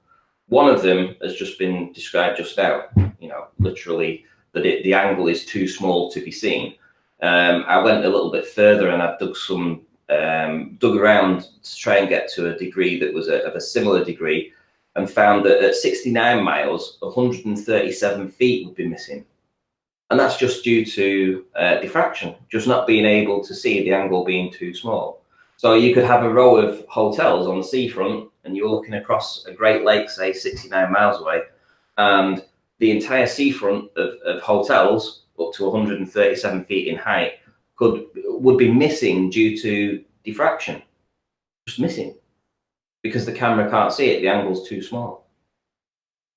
And they would claim it would be Earth curvature. And you hear it often, them saying, well, how come you don't see the beaches? How come you don't see the cars going along the promenade? Things like that. I've come up with the same argument. It's kind of when I present the argument, if I have 35 different telescopes of different powers, zoom lenses, and I can constantly bring back the ship, at some point I cannot use a telescope. It's just going to disappear into the vantage point. And then they'll say, aha, that's the curvature. It doesn't really work for me. No, there's the thing is, and the curve calculators don't include visibility, and that's one thing that this Rory doesn't understand. In fact, the first thing he claimed in his email to me was that the curve calculators include visibility. Well, I've never seen visibility in any of these curve calculators, where you can put in, oh, what kind of weather conditions was it? Was it raining? Was it foggy? Was it misty? Well, weather conditions, temperature can change the composition of the air. Temperature, heat, everything, So you not only would you need to calculate all that as well, because light refracts differently through more rich nitrogen atmosphere than it does oxygen, and all that really depends on the temperature, time of day, the sun position, yada yada yada. And I've never seen a calculator do any of that. Well, the thing is, I think he's this Rory guy. He sold his globe Earth friends down the river with this one email. Hey, essentially, he's saying that that the curve calculator's taken into effect that objects get smaller in the distance. Basically, that's what he said, and he also claims that there is a point that you can't see a mouse or a fly or something at 6 miles away. Now that's something that we've used, and we've had globe heads come in and we've asked them the same thing. In fact, I've specifically asked them that. I've said, can you see a fly at 20 miles away? And they've returned the answer, yes. Well, here's the thing. It's like if you take a wide angle lens and you put a ruler, which we all agree is straight, or a yardstick, and you put a couple 100 feet away and you zoom in on it with a wide angle lens, do you know what happens? The edges will slightly curve down, and that's because of limitations of the camera. Our eyes and cameras do not work the same, and to have that assumption, is false. So you got to consider that. So if you had Ranty, can you pull up your email again, please? Hang on. Am I screen sharing still? I don't know if I am. No, you're not at the moment. Share my screen. Where are we? Here we go. Right, there we go. Oh, Nathan did it for me on Skype. That was nice of him to do that, so I don't have to look at it here. 1 second, please. I've got additional. Okay. You can see more on mine.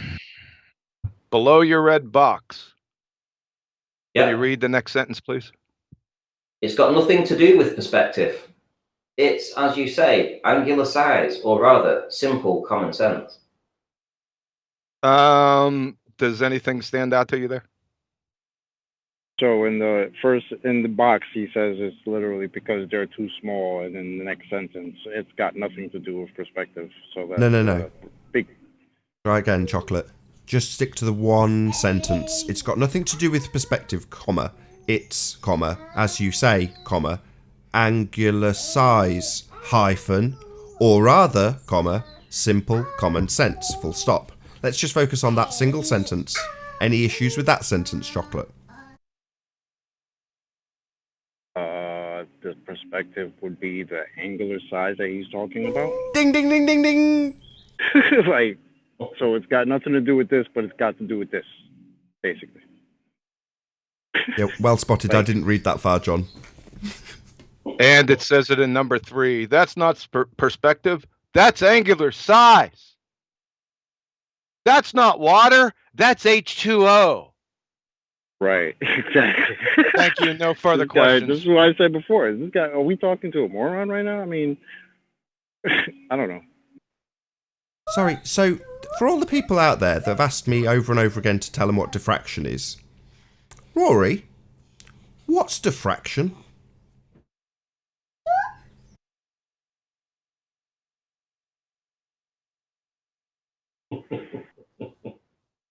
This is golden. This, I mean, you know, we know he's not going to pay the £5,000 to anybody that completes the task. Obviously, I've completed the task, but just the email, you know, back and forth with him has condemned him and his entire argument. I mean, how he can show his face to other Globers after what he's put right here, I just don't know.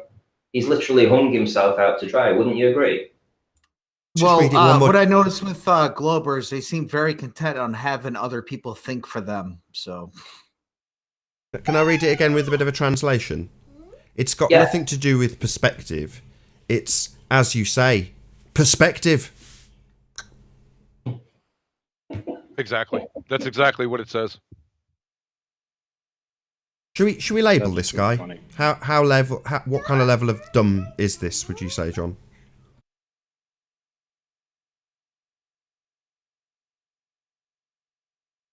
Crayon Munch level 1000. I would say he's reached Super Saiyan 3 level of dumb.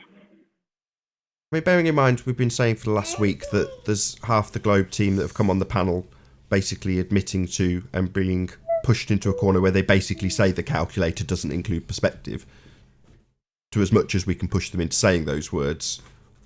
But here we are with a contradiction in terms in one single sentence. It's nothing to do with perspective. It's, as you say, angular size. My God. Yeah. What an absolute embarrassment. Yeah, this is 2019, and this is a 2015 argument that's been pummeled so many times, but we get people like this out here talking this nonsense. I don't know if this guy or any of the baltards could pass picking up cans alongside of the road unassisted, because all they're doing is parroting each other without any depth or background. They just parrot each other. It comes back to what I said earlier. They're just very content with having a smart guy thought of it, so therefore I don't need to think, and that's what I get from them. You know. Nathan, can you read the part out in the box, please? I tried to get you to do that before, but you was away from the mic. No, you take the honours, Ranty. You go ahead. No, I've already read it once. I want you to read it. Go on. I look out my window and I can see about 6 miles. Somewhere out there are insects and mice. There's nothing obstructing them, and any calculator, flat or curved, would predict that they should be visible. So why can't I see them? Because they're too small!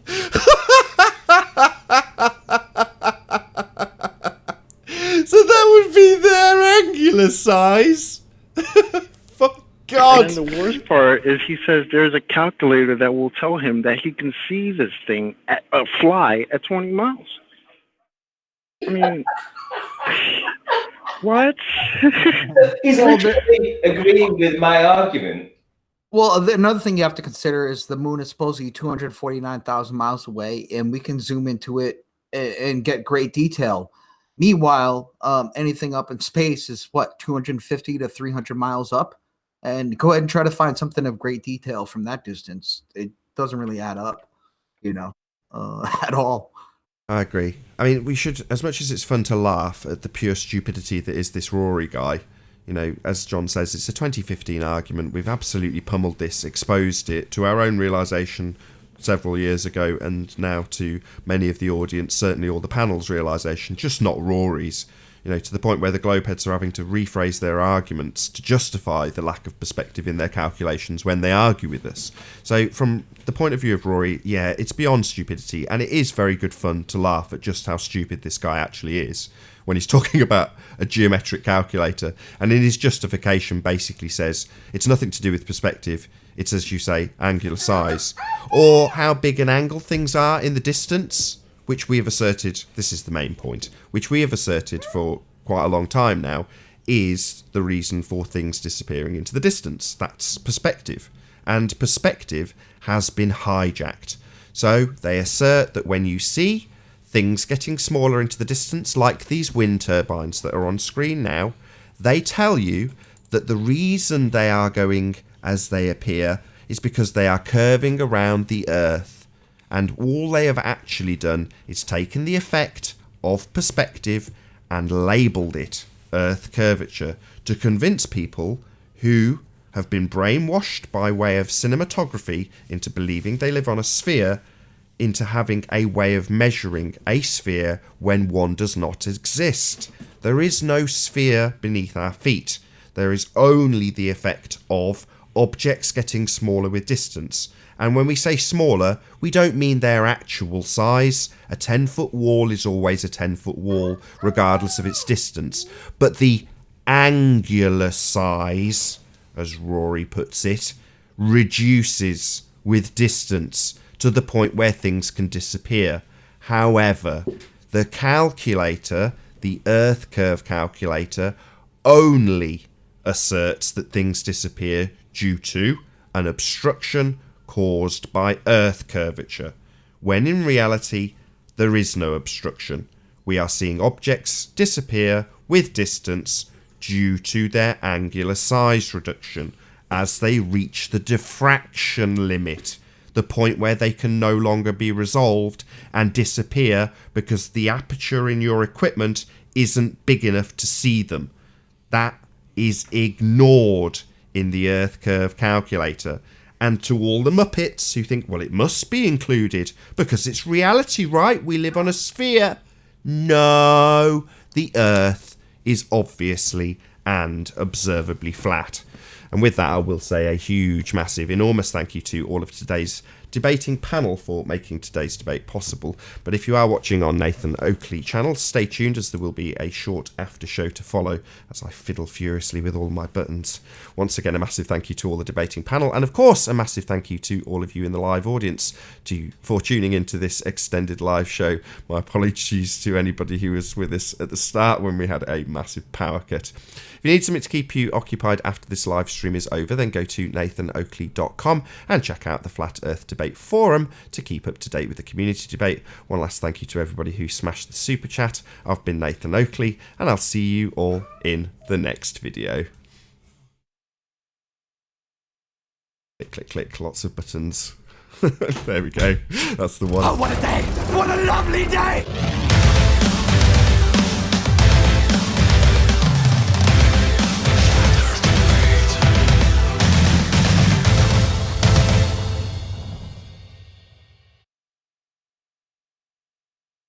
Plexus wants to point out that these aren't stars, these are radiation, because you can see the same dots on the surface of the moon, or the moon part. What I wanted to show here is how we can see the horizontal curvature of the moon. And the thing is, we could see the curvature of the moon this way, right? It's kind of, the ends are heading towards the right side. But when we look at the Earth, we've got the curvature going the opposite direction. But we've got the sun, we've got the light over here on the Earth.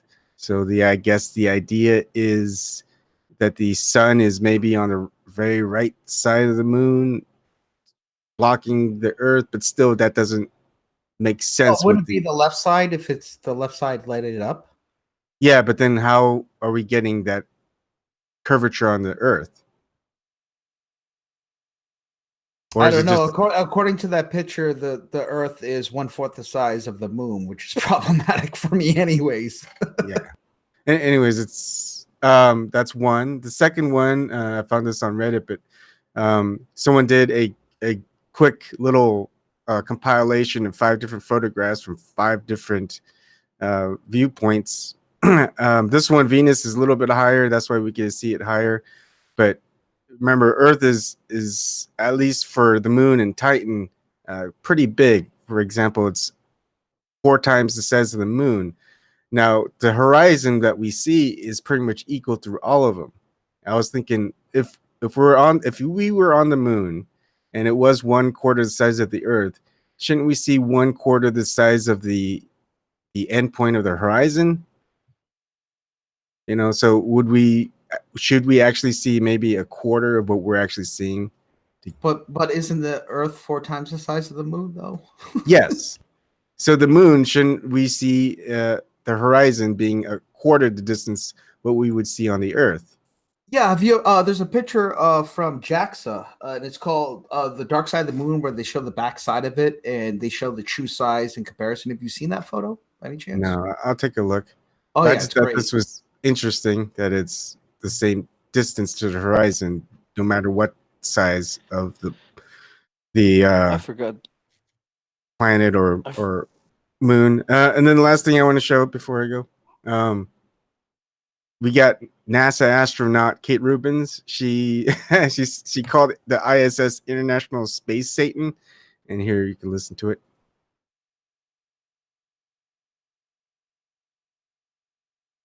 Can't hear it.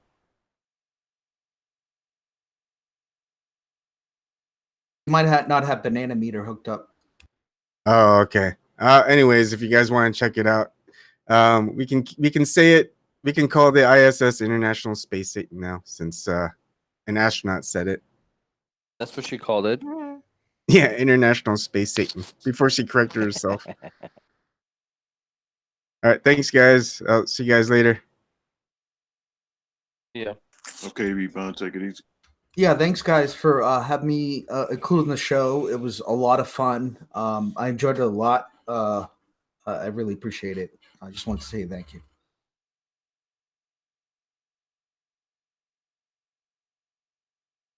Damn my mute button. Thank you very much. Pleasure having you. Oh yeah, I'm a questioner. I hope that's okay. And like I said, I don't believe anybody unless I can test it myself, which is is how we get in trouble, is taking other people's word for things anyway. So.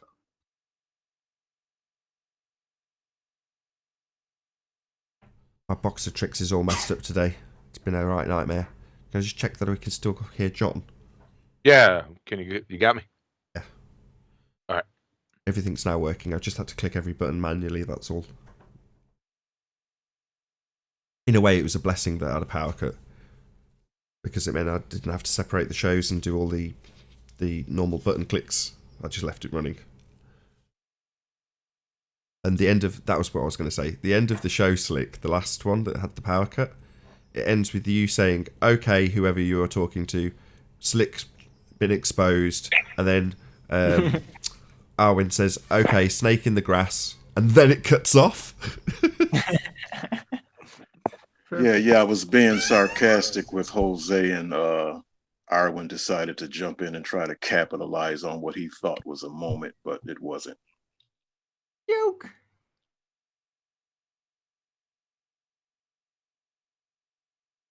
I'm going to see if I can find it.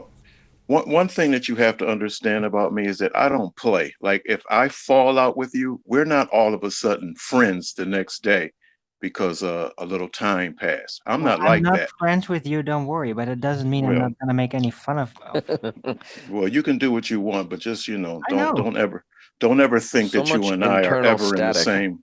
No, there's no internal static, because there's no internal. I know, we're not even in the same category. Yes, there is. There is an internal static. Well, no, there's no internal. Here.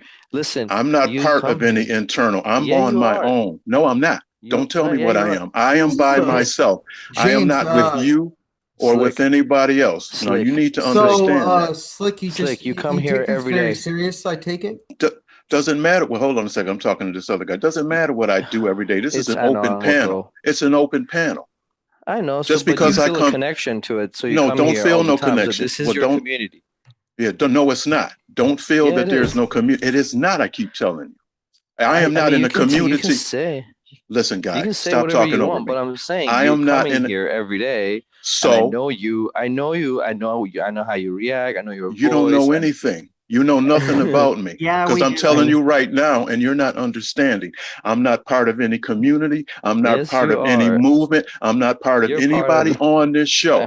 I am alone. I am by myself. Why? I Why do you operate want to be a by lone guy? myself. I don't get Don't it. worry about it. Yeah, Don't that's worry right. about You're just me. on the show in the chat. Ain't nobody's So talking to you, funny. Snake. Don't even talk to me, Yeah, Snake. you're a snake yourself, Slick. You Okay, just want guys. somebody to be a snake Stop. with you, and you operate in darkness, Listen. and you want to bring somebody with Whoa, you whoa. in the darkness. I don't do What's all this everything that I do in the light for everybody to see. I don't do What? things in darkness. Who's doing stuff in dark? Hey, Your snake friend, hey, Arwen. Arwen, are we friends? I'm in the darkness. You yelled at me. Yes, you yelled at me like 2 days ago, and you hung up, and you got all frustrated because I didn't like your looping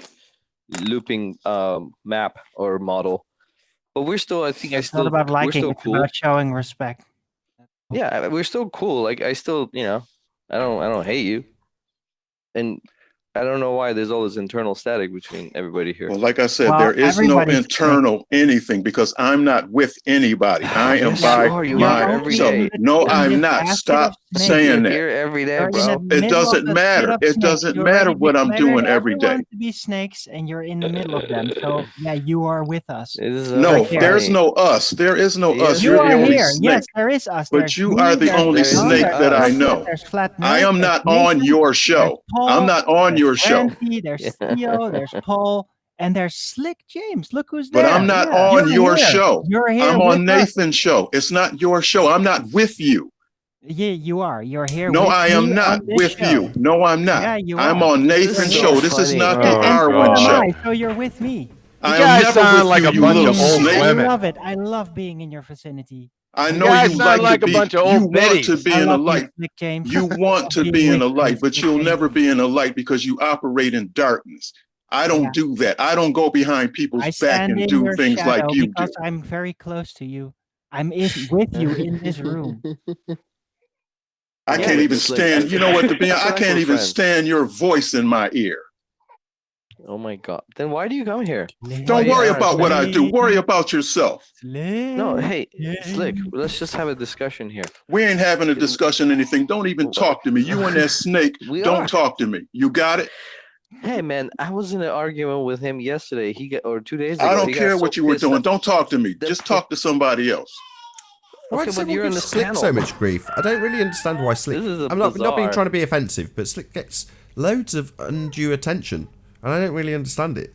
What is it that Slick's done that's got everyone's hackles up so badly? Well, what's weird for me is because he denies the obvious. He comes here every day. Where it's kind of a community. I know you, Nathan. I've talked to you I've like plenty of times. Arwen, this is chocolate. This is like a thing. Flatner.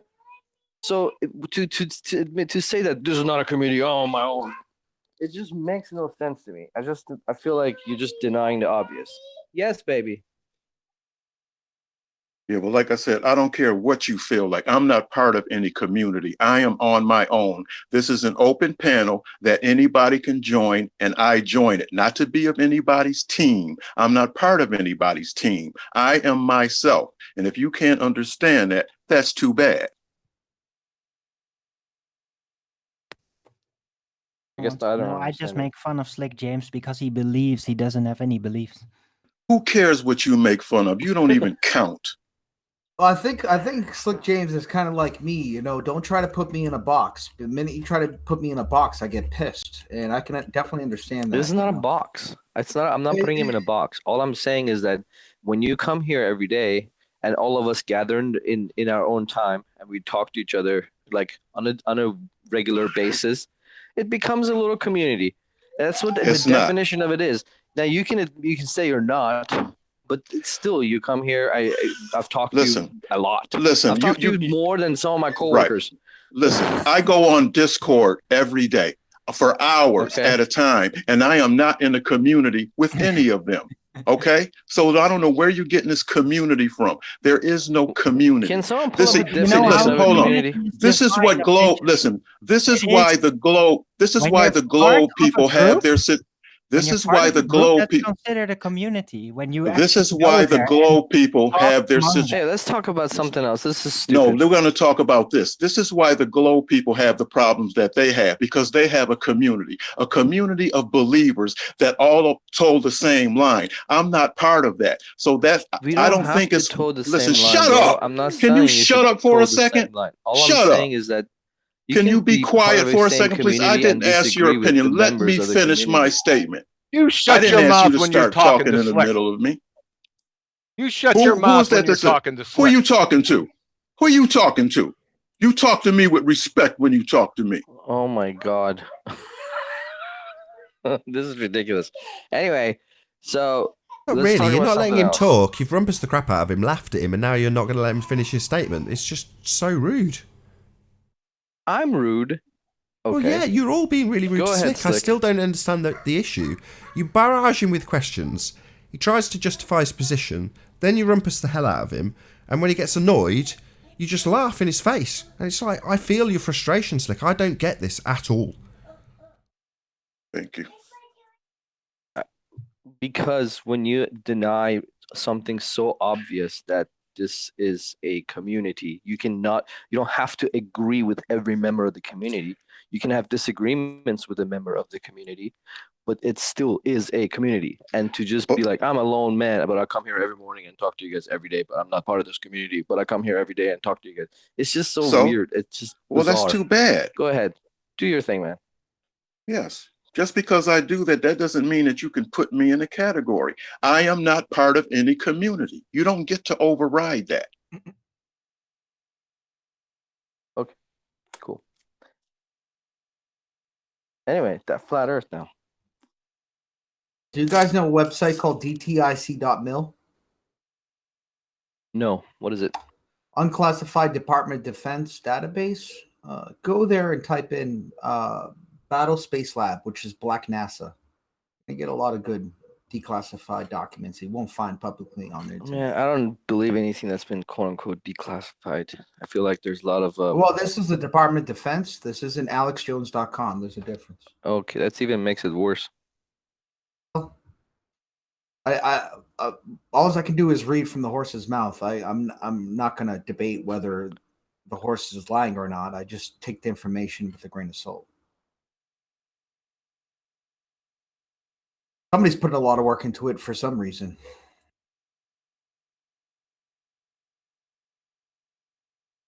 Thought you might find it interesting. That's all.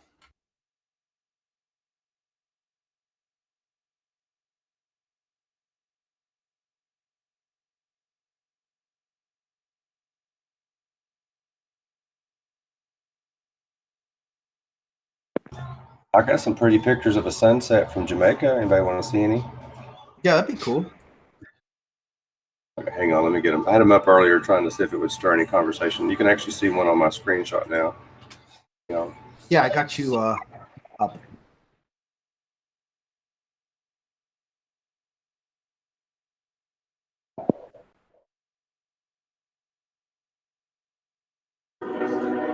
Might take me a minute, so bear with me. I wasn't ready. I was trying to get something to change the mood a little bit. Thanks for the train in the background. Could you put that back on again? Oh, the train? Is that what you said, the train? Yeah. I can tell it's an L train. Hey, I love that too. Yeah, get them closer to the mic. Oh, that's Lily. She's loving it.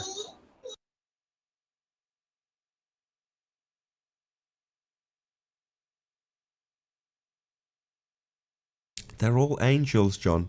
They can't all be still images. yeah, I got kids too, man. I know the deal. Just give a Paul a hard time.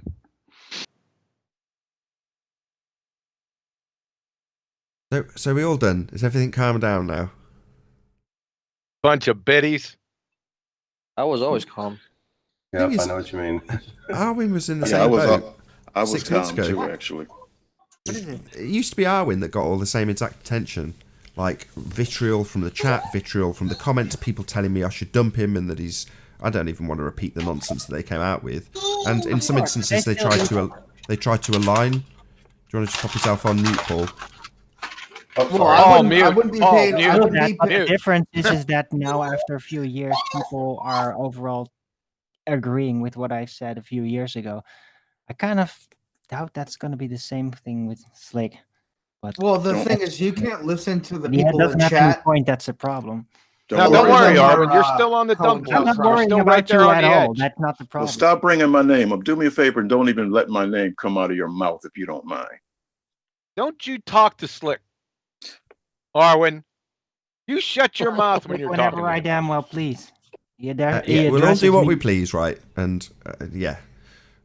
Unfortunately, there's going to be some conversation about you, Slick, when this is the topic, and I'm comparing you to Arwin. That's just unfortunate for Arwin if you're saying he can't mention you by name anymore. But there we go. We'll just have to see how he gets on. But ultimately speaking, listen, no. When I say that, I'm not demanding anything. I'm just asking a favor, if you don't mind, because this is what I notice. Every time I speak, he speaks behind me, like we're some type of team or something. I don't know where he gets off with that. You don't speak with me or anything about me whatsoever. I have absolutely nothing to do with you. You operate in darkness and you are a snake. Shut up, you slandering, stupid retard. Okay. Oh, here we go. Come on. Arwin, This is beautiful sunset that's on the screen.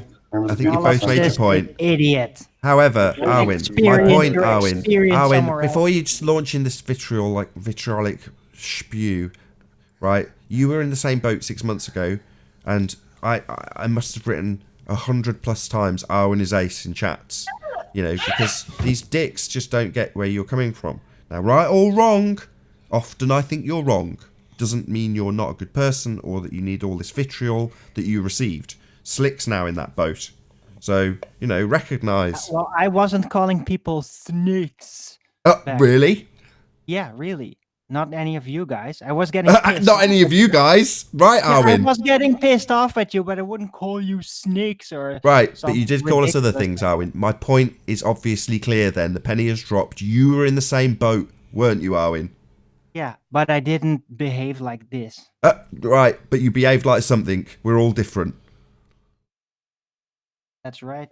Well, Right, that's just what makes us unique is us make being ridiculous different. religious So- assertions and believe I don't have any beliefs. We've all got different beliefs. Slick doesn't. That's just something you'll have to accept. Well, thanks for smoothing things over, Nathan. You're such an Yeah, ambassador. I fucked it up right at the end, didn't I? I did No, really you well did, until Nathan. that point. No, Nathan, actually, you did a good job. I understand your point exactly. You did a good job. And also, you got to remember when you try to put most of the time, my experience is when people try to put you in a box, it's so they can get some position against you to prove Exactly. and I hate that, and I understand that exactly, James. It's annoying as fuck, Right. for lack of better words. That's their move. See, they have to bring you into their arena. Yeah, so I was arguing with the guy. He's like, "So you're a dispositionalist." I can't even say the word, but it's like I don't even know what that word means. So no, I'm not. But the reason they were trying to put me in these labels is so that they can try to prove my argument stance when they don't even bother asking you what you believe or what you think. They ask you what you are, then they decide what you think, and then the argument becomes what they think you are in their head. And I kind of want to go through the mic and strangle them myself at that point. That's why when I'm on Discord, I rip them to pieces on a daily basis because they can't bring me into their arena. Yeah, I often won't be labeled even as flat Earth. I've been NASA-ly since the 90s, and I'm comfortable with that. It should be more important that I'm open-minded, I'm questioning authority, and that's all that should matter. And I do agree that the flat Earth model is one of the best models. Believe it or not, in Discord, there's no model. There's no flat Earth model. Excuse me, Slick. There's no flat Earth model. No, it's all right. Sorry about that, Slick. There's no flat Earth model. Whoever said that. Flat Earth theory, whatever label you want to call it. Not a theory either. Independent variable. Whatever label you want to put on it. I'm not. I hate playing word games. It's not a It's not feminine word vagina. games. It's an Don't inside say out model penis. and don't say theory. They're not. They're neither. Flat Earth is neither a theory or a model. Thanks. Okay. I'm just trying to use words, man. When did you Yeah, ever no, think that use you them correctly. Words is how we communicate, so use them correctly. When did you ever think that you would see a day that I'm on Jim Panda's Discord and I'm considered a bully because I go in there and rip all of them to pieces on a daily basis? They call me a bully and ask me, will I tone it down a notch on them?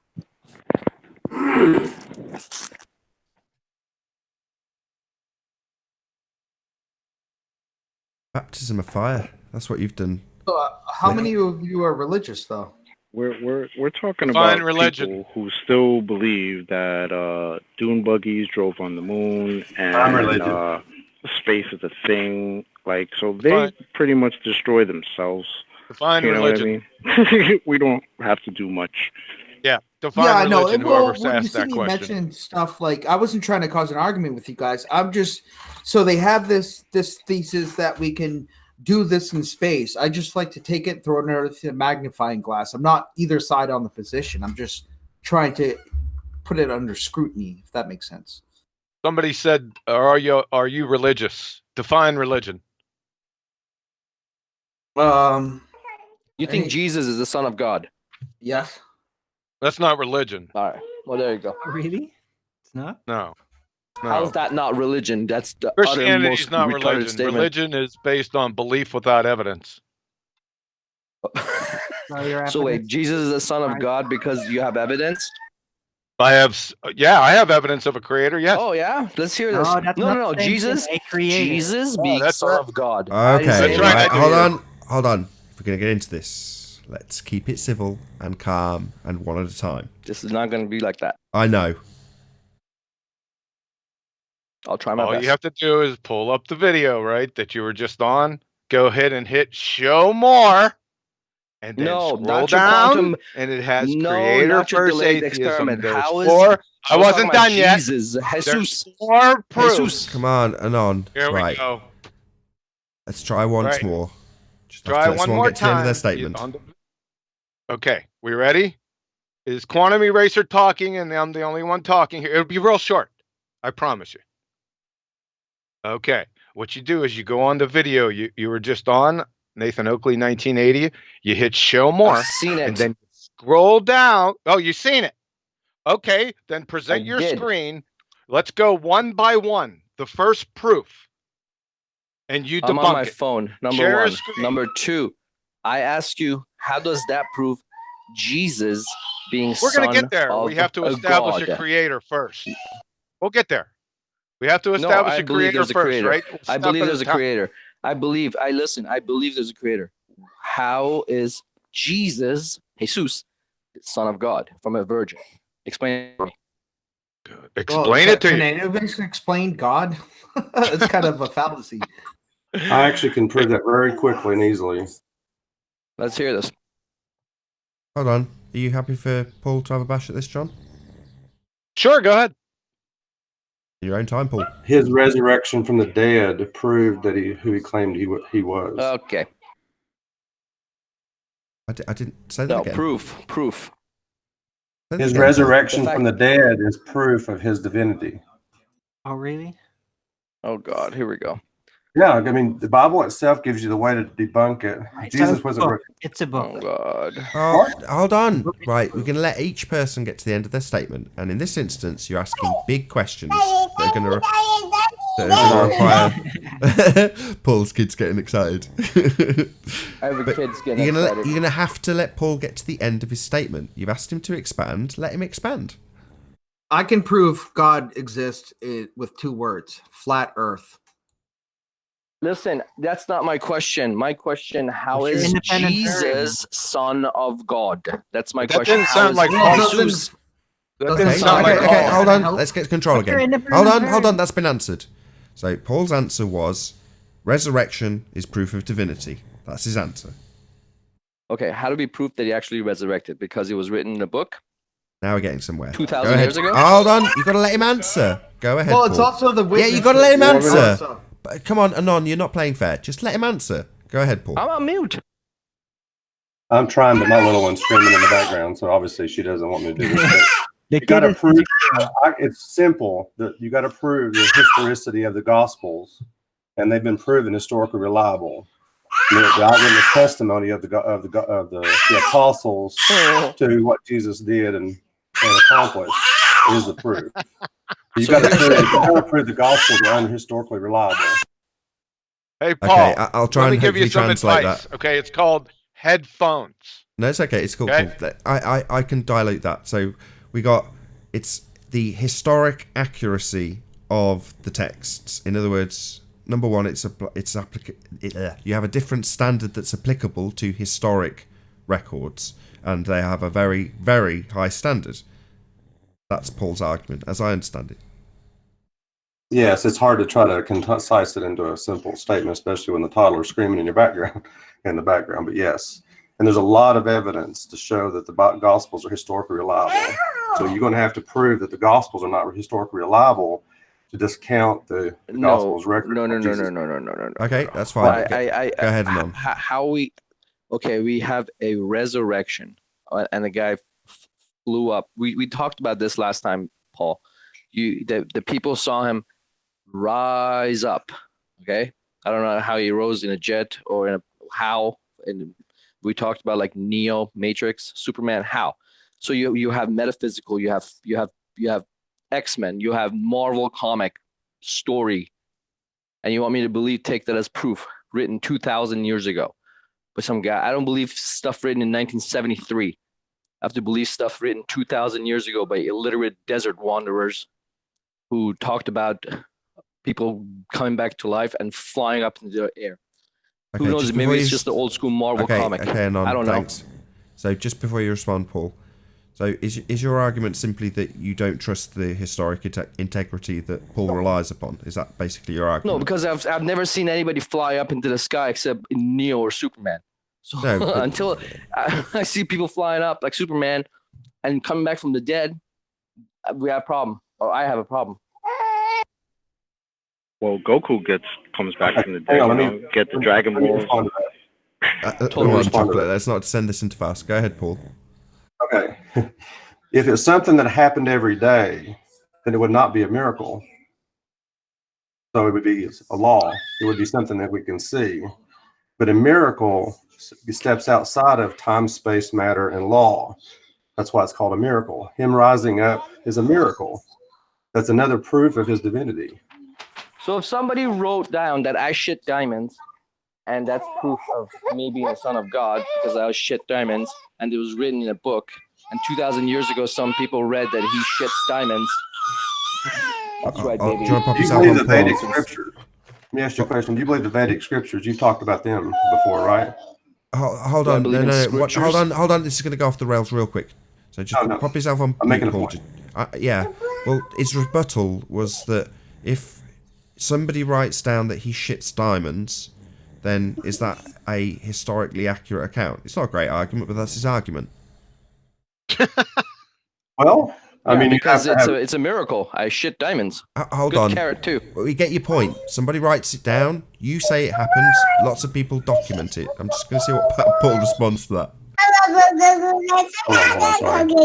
Yeah, dude, going too far. She's trying to have a conversation on top of me. Sorry, I'm trying to hold her. She's either screaming or I have to hold her. Hey, you just need to bow out of the conversation, bro. Hey, Quantum Racer, if you're there, can you take over since I'm having issues? Take over. I'm still here. I got my own issues too. Yeah, if you can, I can't respond because it's hard with Lily. She's deciding to jump in. If honestly, Okay. if you, I'll do it real quick. She decided to be quiet. If you wrote down that you crapped out diamonds, and then somebody else as an eyewitness saw that, and they're both credible, and you're both credible sources, and then a third person also credibly eyewitnessed that account, then crap, you may have crapped out diamonds. And see, the Gospels are wrong. like that. I did not shit diamonds. Well, right there. So you're not a credible source. You were lying. Come on, man. This is logical fallacy city. How's that What logical fallacy is fallacy? that? Go ahead. Go ahead, John. What fallacy was that? You just can't, say fallacy. Which fallacy? Define it and then compare it to what he said. Yeah, that's what I thought. No further questions. I have a crying baby also. So hold on. See, the thing about the Gospels, there's 4 different sources. John, hang on, she decided. Let's be quiet. Yeah, listen, Paul. It's called It's a headphones, conversation. right, and a mic, right? Now, so just purchase a headphone and a mic. Okay. Okay, I've got a headphone on and I've got a mic, so trust me, I got jumped on by Nathan. I'm using a Yeti as we speak right now, and I'm holding her, so she's right in the voice of the mic, so I can't control it. Okay, babysitter. Yeah, you shouldn't No, be I'm just baby. messing with You're gonna come pay for it? Okay. Come Not on, just John. messing with Don't be you, man. ridiculous. Okay, she's gonna let me go real quick. You think you have to say The is fallacy is probably nobody can it's concentrate probably on because of the baby. Just mute yourself and bow out. it's I was appealing to, He's fine, to let him your go. friend, appealing to a bunch of people. It's appealing to a quote unquote credible person, whatever you call that. So that's an appeal to authority. Appeal to authority. Who's he appealing appeal to? to credibility, whatever you want to call it. I made it up. Is It's there appeal to is there a credibility. measure Because a for credible historical person said I ship documentation? diamonds, that means I ship Is there a diamonds. measure This is to ridiculous. measure historical documentation, its reliability? Do you know what that is? Say that again. Is there a measure? Is there a way to identify whether documents are historically reliable or not? I'm sure they've come up with a way. Yeah, there is a way. But Do is you it know valid? the Is it criterion valid? for No, those things? probably not. Okay. That's sure the they made up difference some that Paul bullshit. was talking about between you shitting diamonds, right? Writing it down, and what he's talking about. So yours is a fallacy. Again. It's called a feeble false equivalence fallacy. That's appeal to credibility, appeal to authority fallacy, appeal It's to not whoever what's made appeal. up Who's made appealing up your to authority? system of valid, whoever made up your system of truthiness, as Colbert My used to call it. system. It's not my system. What in It's the world are you system talking about? you subscribe to, so it's your system. What You I subscribe to? You believe in it. You feel like it's valid. So I it's don't your have system. beliefs.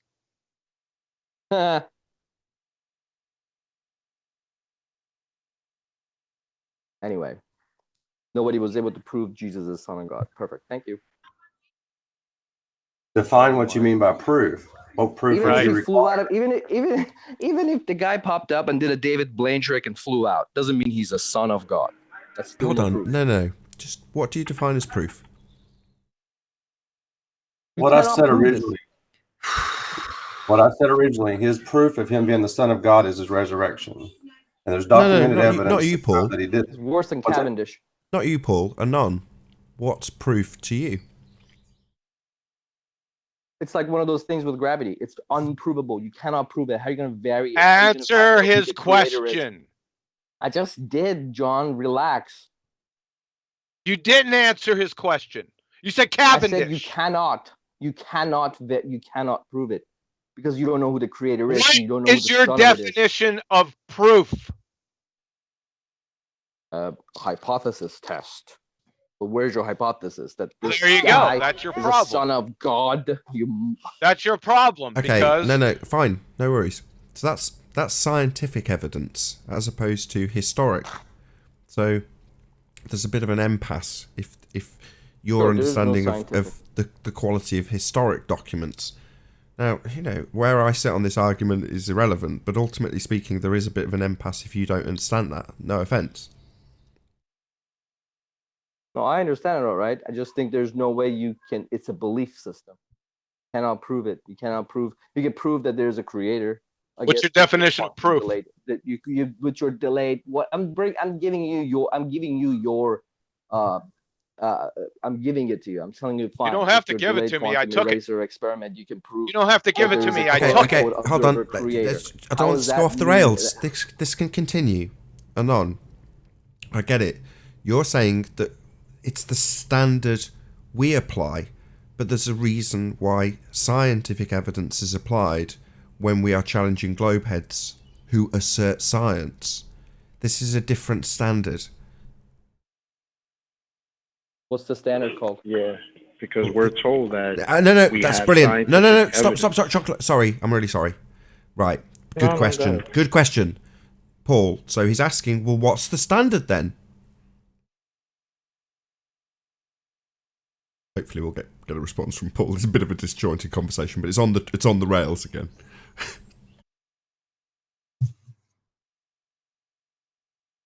Oh, this is a definite The standards silence. I'll answer for him is, are you there? He's back. Okay. The standard of evidence is historical. You got to prove the Gospels are unreliably historically to prove that what they recorded is not accurate. So it is a historical standard, not a scientific standard. Another good question. Another good question. So he's saying, how do you do that? Okay, right now. Has anybody had any experiences? I've had experiences. I mean, I can give you my interpretation of what I've gone through, but have you guys never had experiences at all? Yeah, but that'll be anecdotal evidence. So that's a whole nother animal entirely. Let Paul go. Experiences are subjective. They're not a reliable thing you can use. I mean, they are evidence for the individual, but they're not evidence for somebody else. You know, there's people say they have visions of Muhammad. We're off the rails again. We're off the rails again. Sorry, Paul. Hold on. We're off the rails again. He's saying, well, what is this standard that we are talking about now in this regard? And how would you achieve that standard? Right now, out of all the standard of what makes the Gospels reliable, there's over 5,000 or more manuscripts that have been documented. The evidence that show that the Gospels are written within the same time period, there's huge evidence for that as well, within anywhere from 30 to 50 years of the event. There's no historical account of anybody in history that goes back that far and have that much viable information regarding that. Okay, that might be the case. I'm sorry, Paul, to do this to you. John, can you answer my question? There, John. I didn't want that to be lost in the ether. So the question on the table is, well, what is historic evidence and how is it achieved and what is the yardstick that's applied to it, etc., etc. So Paul's gone into it specifically in regards to the Gospels, but I'm saying in general, what is that standard? Historic. Sure. The reliability of historical documentation follows three criterion. The number of available copies of ancient manuscripts. Number two, the consistency and accuracy of those copies. And number three, the time span between the original version and the date of those copies still in existence today. That's where I was going, by the way. That's where I was trying to go. Perfect. So, Anon. So basically, if there's a bunch of copy pastas, it means it's real. Got it. No, that's just the standard that's laid down for historical documents. That is just the standard. I get it. The standard is if there was lots of copy pastas, meaning that the people who were in charge. What's copy pasta? Good, so let's copy paste, basically regurgitation, basically they didn't writing copy crap. Paste. They barely had. How could they copy paste? Oh my god! Hold on, John. Hold on. Carry on and on. I can't do this with you people. Carry on and on. What I'm saying is just because there was a whole bunch of regurgitation and rewritten of the same things over and over again by a bunch of people, that means it's valid. I get it. I get that's what you're going with, but I just think that there was lots of copy paste. The people who were in charge at the time. It's an appeal. Exactly. Boom. It's what? Boom. You're a moron. Hold on. You're a moron. Hold on. Idiot, come on, we're doing so well. Hold on. Quick, if I can I interject here? Doesn't a flat Earth prove that God exists? You tell us. All I'm saying we're beyond that. How do you determine Jesus being Son of God? But that's where we're going. That is my original question. We've got the answer to that. Come on, let's not circle jerk. God, we're doing so well. Please, Anon. Right, you've already had the answer to that question. We're beyond that, right? So, from memory. So, the ascension is the proof of divinity, according to Paul, and then we're getting into how that has been accounted for in historic terms. So, how well documented it is. That's it. That's the end. And you're saying, well, I just don't accept that. In other words, you reject. That's an appeal to authority. That's an appeal to consensus. I was getting there. Perfect. As Flatner just put it. Perfect. So, yes. You are now saying that's an appeal to authority. Fine. Paul, if you're still consensus. There. If not, appeal John. to consensus, because It's a combination of both. It starts with the appeal to authority, and then it turns into appeal to consensus because everybody has written it and everybody has read it. So and so translated it. And now we have it. We get it. I'm back. Permeated. I don't think he knows what those fallacies mean. Go ahead and define I know exactly appeal what they to mean. authority, please, and then connect it with what you're talking about. We went through this last time, John. Answer No, the question. This is how it works, Anon. This is agreeing on terms. So you have said it's an appeal to authority, and we're saying, what does that mean? Doesn't mean we don't know. It doesn't mean we disagree yet. It means that you appeal to people who quote unquote know what they're talking about. So there's two different. If they know what they're talking about, it's not appeal to authority. I know what John's gonna say. And in this case, the people who knew what's going on are people who, like Constantine or whoever the hell, rewrote these gospels and passed them down and copied them and moved them and just. That's all they did. Now Constantine didn't write any gospels. No, come on, John. Come on. Crayon muncher. So let me give you an example. Have you ever seen Happy Gilmore? Have you ever seen that movie? Anon. A long time ago. I love that movie. In Happy Gilmore, there's a scene where he's in a classroom and he's having explained about various parts of a crocodile, and they're getting into the medulla oblongata. No, that's Waterboy, not Happy Gilmore. Waterboy, that's the one. And in Waterboy, he's basically explaining to the students about the teeth, and the Waterboy pipes up and says the reason he's angry is because he's got all those teeth and no toothbrush. And the teacher says, well, what makes you think that? And he says, well, my mama told me. That is an appeal to authority. I get it. I consider people. The problem with Jesus. I consider people who wrote the. What about the testimonials who witnessed this? Remember, the religious works also does include a lot of testimonials of the witness of watching Jesus rise. It's not just written in a book. I saw David Copperfield fly in the studio in 1992. It was pretty realistic, and he went through the wall of China. And I've seen David Blaine we're way off the rails again from death. So you've said it's an appeal to authority, but your justification is authority. That the people who are being appealed to actually know what they're talking about, when in fact an appeal to authority. You mean the clergy? You mean the papacy? They know what they're talking about. Got it. Anon, can I speak? What the hell are you talking about? Did the papacy write the Gospels? No, they did most of the printing, the Bible writing. Hundreds of years after. God, no, they weren't. No, they weren't. You know, this is what you get when you're debating evolution or us Bible scholars, right? This is farcical. Get your act together, man. I said. Hey, I don't care if you want Martin Luther to be your mama, but that's not my mama. I'm not going to appeal to that. I don't know if you noticed it, guys. I said it originally when I first started that the Gospels are dated within 30 years or 40 years of the events. Not 200 years after, or 300 years after, 600 years after. They're dated within that. Scholars have been proven. They've shown that even Bart Ehrman, who was a biblical critic that is an atheist, would agree with that. So you're going to have to just, like I said, my initial standard, you're going to have to show that the Gospels are not historically reliable. And you're making all kinds of claims and saying something about the text that you obviously have not really researched. You're going from that's what John was saying. You're just going off what you've been hearing, but you've not done any in-depth research on how the same kind of stuff is said about Muhammad. So, you know, he had 12 disciples. They wrote this crap down. There's Hussein, Hassan, wherever the hell. There's all these people. They wrote a bunch of shit down. And he went to a cave and did a bunch of crap and talked to God, whatever. Listen, it's all bullshit stories written in books hundreds of, even thousands of years ago. What great scholarship. Thanks for that. Hang on. Wow. Hang on. You're most welcome. Hold on. So, Flat on Earth, you piped up. I mean, no offense to you, Anon, but you just kind of go over the same stuff. That's fine. But I respect your opinion. You're saying, well, I just don't trust historical documentation, and in many instances, I don't believe desert wanderers wrote a bunch of crap on the thing. No, I don't. Fine. Especially as fact. Can I make a comment about that desert wandering thing real quick? Just a quick statement. Please.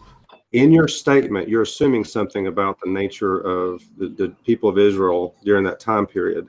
For one, they were not desert wanderers during the time of the Gospels. I thought they were Jerusalem lost in a desert for 40 years, but that's something else. Do what? Do what? That's Moses. Yeah, he doesn't know. Just go ahead, Paul. Yeah, that's Moses. I get it. The Hang same, on, I'm not you know. talking about Moses. We talked about originally about the Gospels. We're not Listen, saying it's anything all about the same. Moses. No, it's not. It's all the same. Jerusalem. He said it's all the same. Potato, potato. It's not Okay, potato, right. potato. Just for your own benefit, and we get your position now and on. But this is the point to just say, okay, fine, I'll just stick on mute for now. People get my point. Your point's been heard. I'm hoping Flat and Earth will pipe up a bit.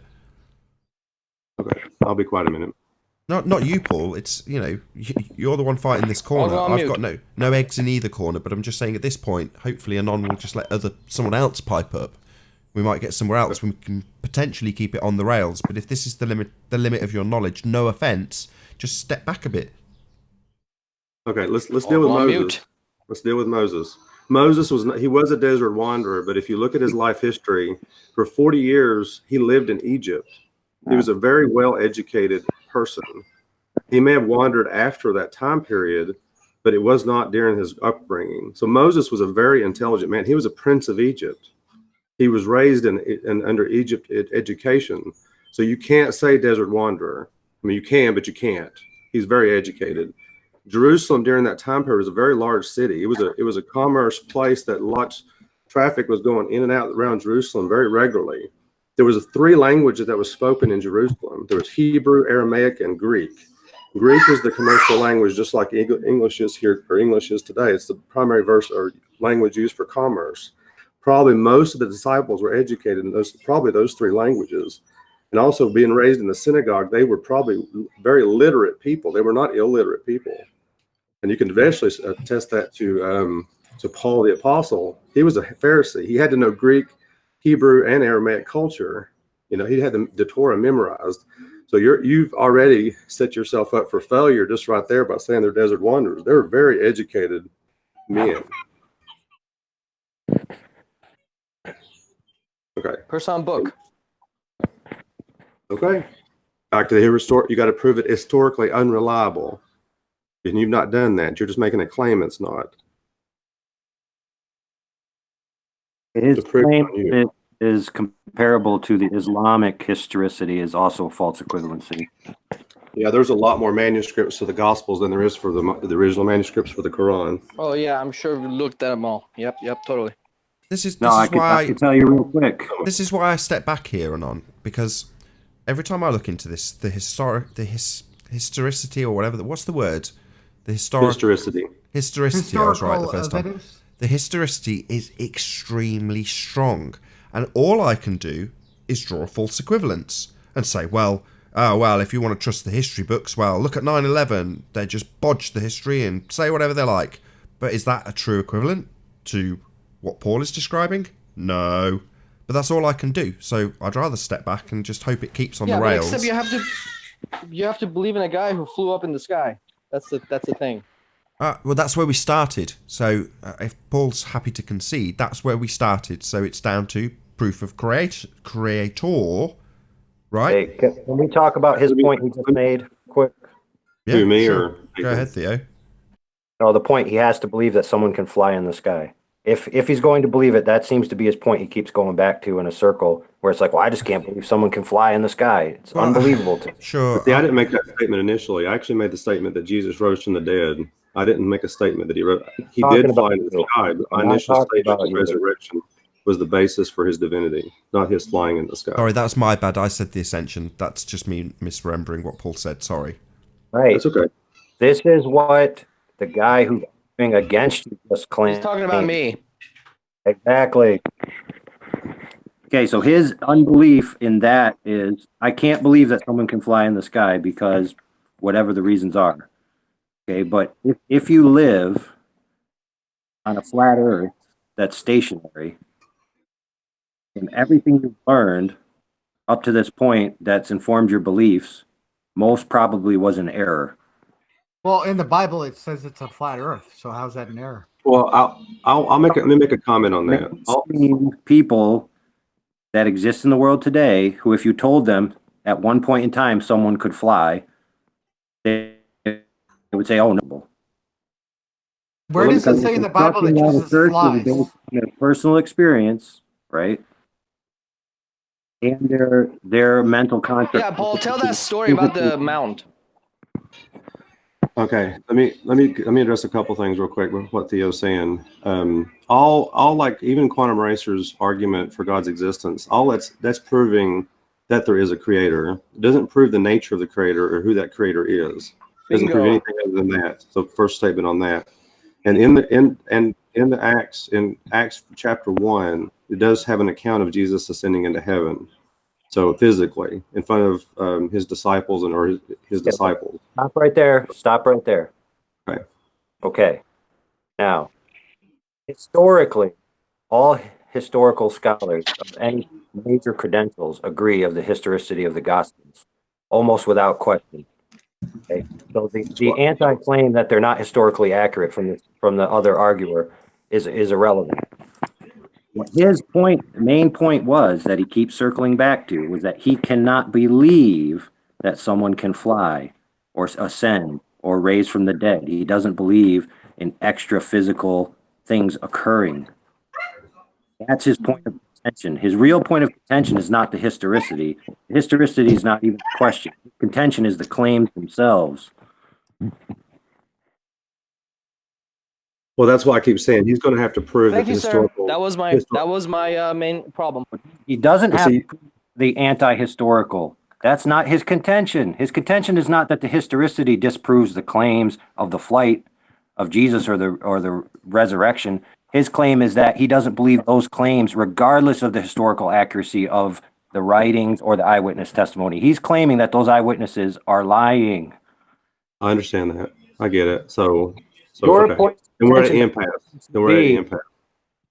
Why is it impossible to believe that somebody could do this? The historical argument is already passed. I think that's a redundant question. You're talking about miracles. So these are things that beyond, who is it that described it earlier, beyond laws, beyond normal existence, right? Well, to witness that would be extraordinary in the first instance. So for somebody who does not witness it to not believe it, that's not unreasonable, right? Correct. So yeah, his problems position, with the supernatural.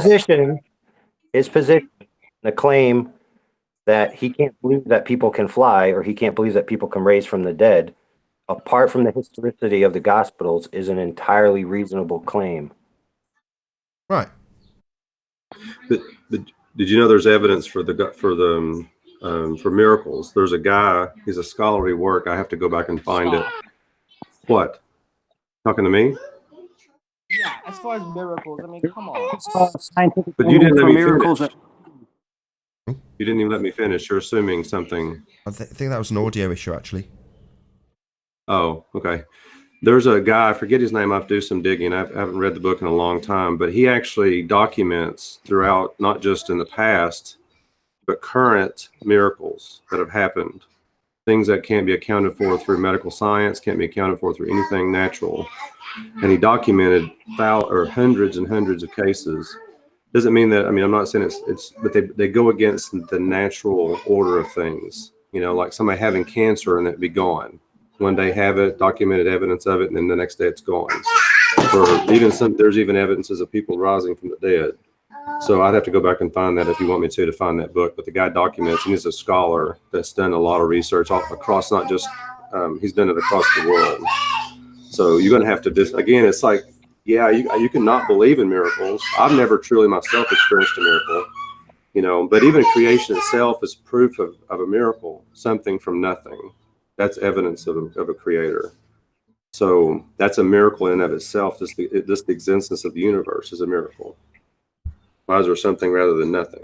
Was that somebody's point earlier when they were saying, isn't the flat earth? I just didn't want it to just be a yes, that is proof of creation as the answer, because it doesn't get any context put to it. So now we have context to it. Was that kind of the reason why you were asserting that doesn't flat earth prove God?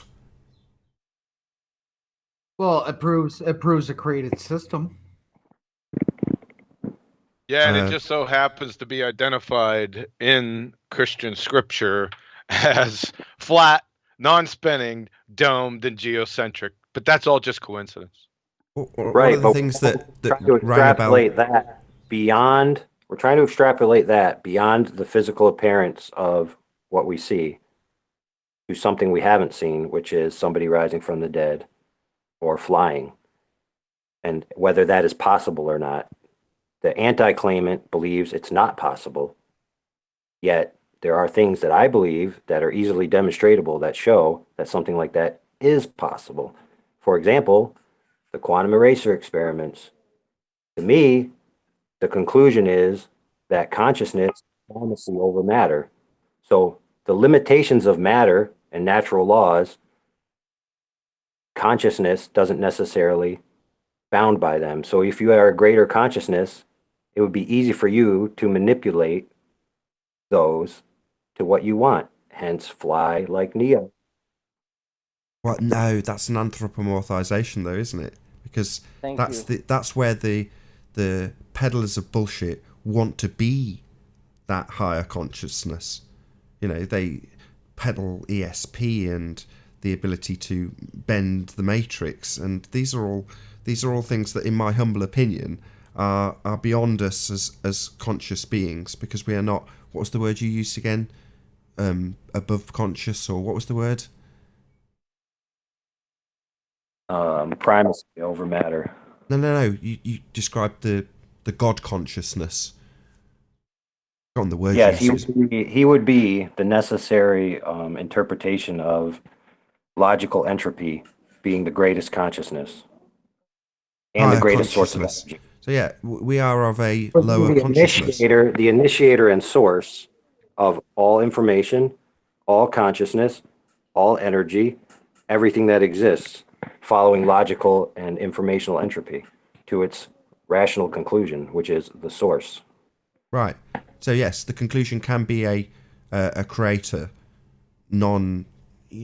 it's hard to term it without making it sound like I'm turning it into a guy with arms and legs and a head. Say again? Let me stop you there. That creator would be capable of doing anything he wants within the world he created. If he wants to fly, he can fly. If he wants to raise himself from the dead, he can raise himself from the dead. If he wants to appear purple and then green, he can do that as well. No, there's no limitations on him. Yeah, there's limitations on us because we are the created beings. There's no limitations on him. Sure, but the versions we're peddled of it are mortals, us doing those things. Which, while I agree, but Neo, the depiction of him, he's not God, right? But that's what they want, in terms of, if there is a feasibility that you have this higher consciousness, something that is absolutely discernible and provable, then you have the men who are of the lower consciousness, if you want to keep it in simplistic terms, wanting that power. But they're never going to get it. Never going to have that.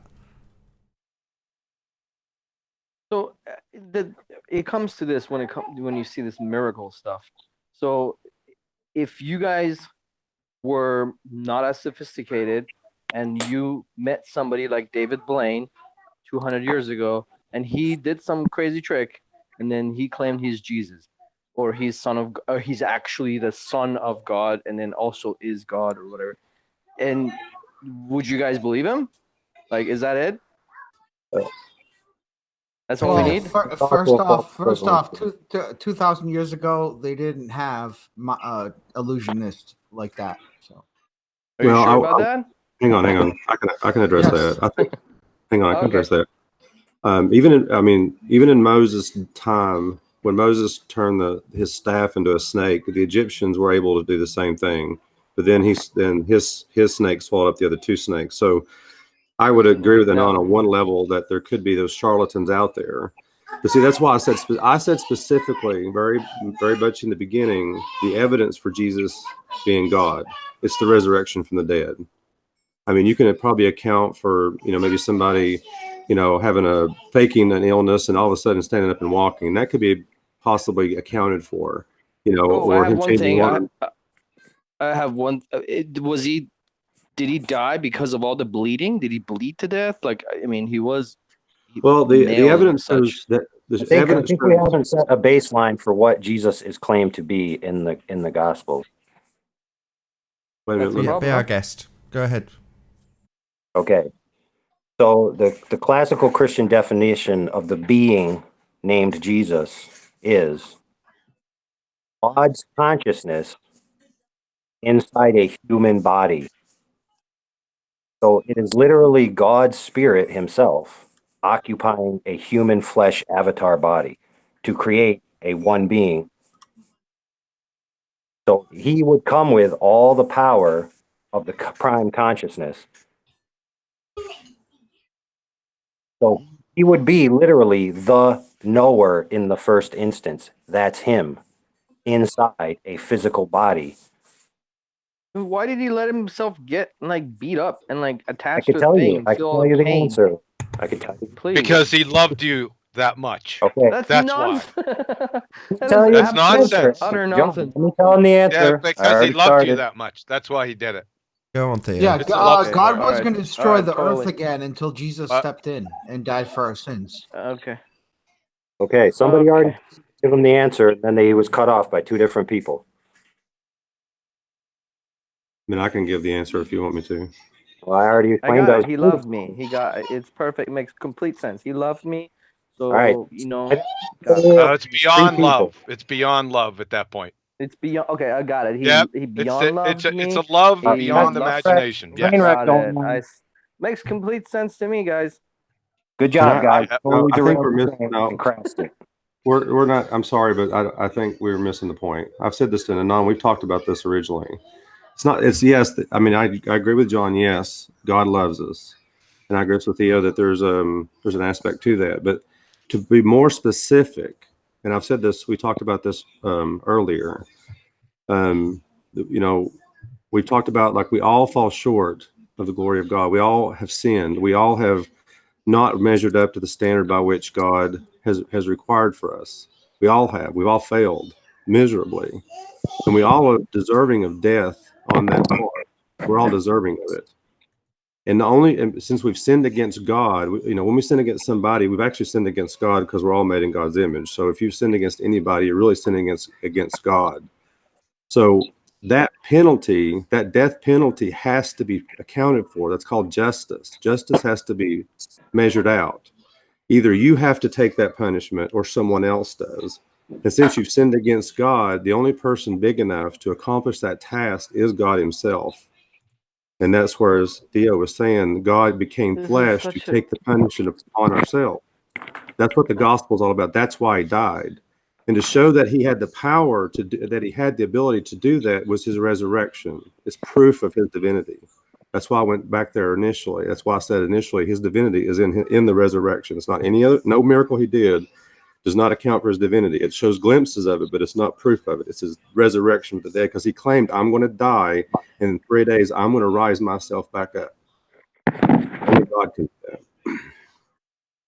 And with that, I'm going to say a huge, massive, enormous thank you to all of the audience in the Nathan Oakley premiering stream for tuning in, hopefully sharing, smashing the super chat, all that good stuff. Also, a massive, huge, enormous thank you to all of the debating panel for making today's debate possible. What an epic show. So, if you need to keep up to date with the community debate, go to nathanoakley.com and check out the Flat Earth Debate Forum to keep up to date with the community debate. I've been Nathan Oakley, and I'll see you all in the next video. Oh, what a day! What a lovely day!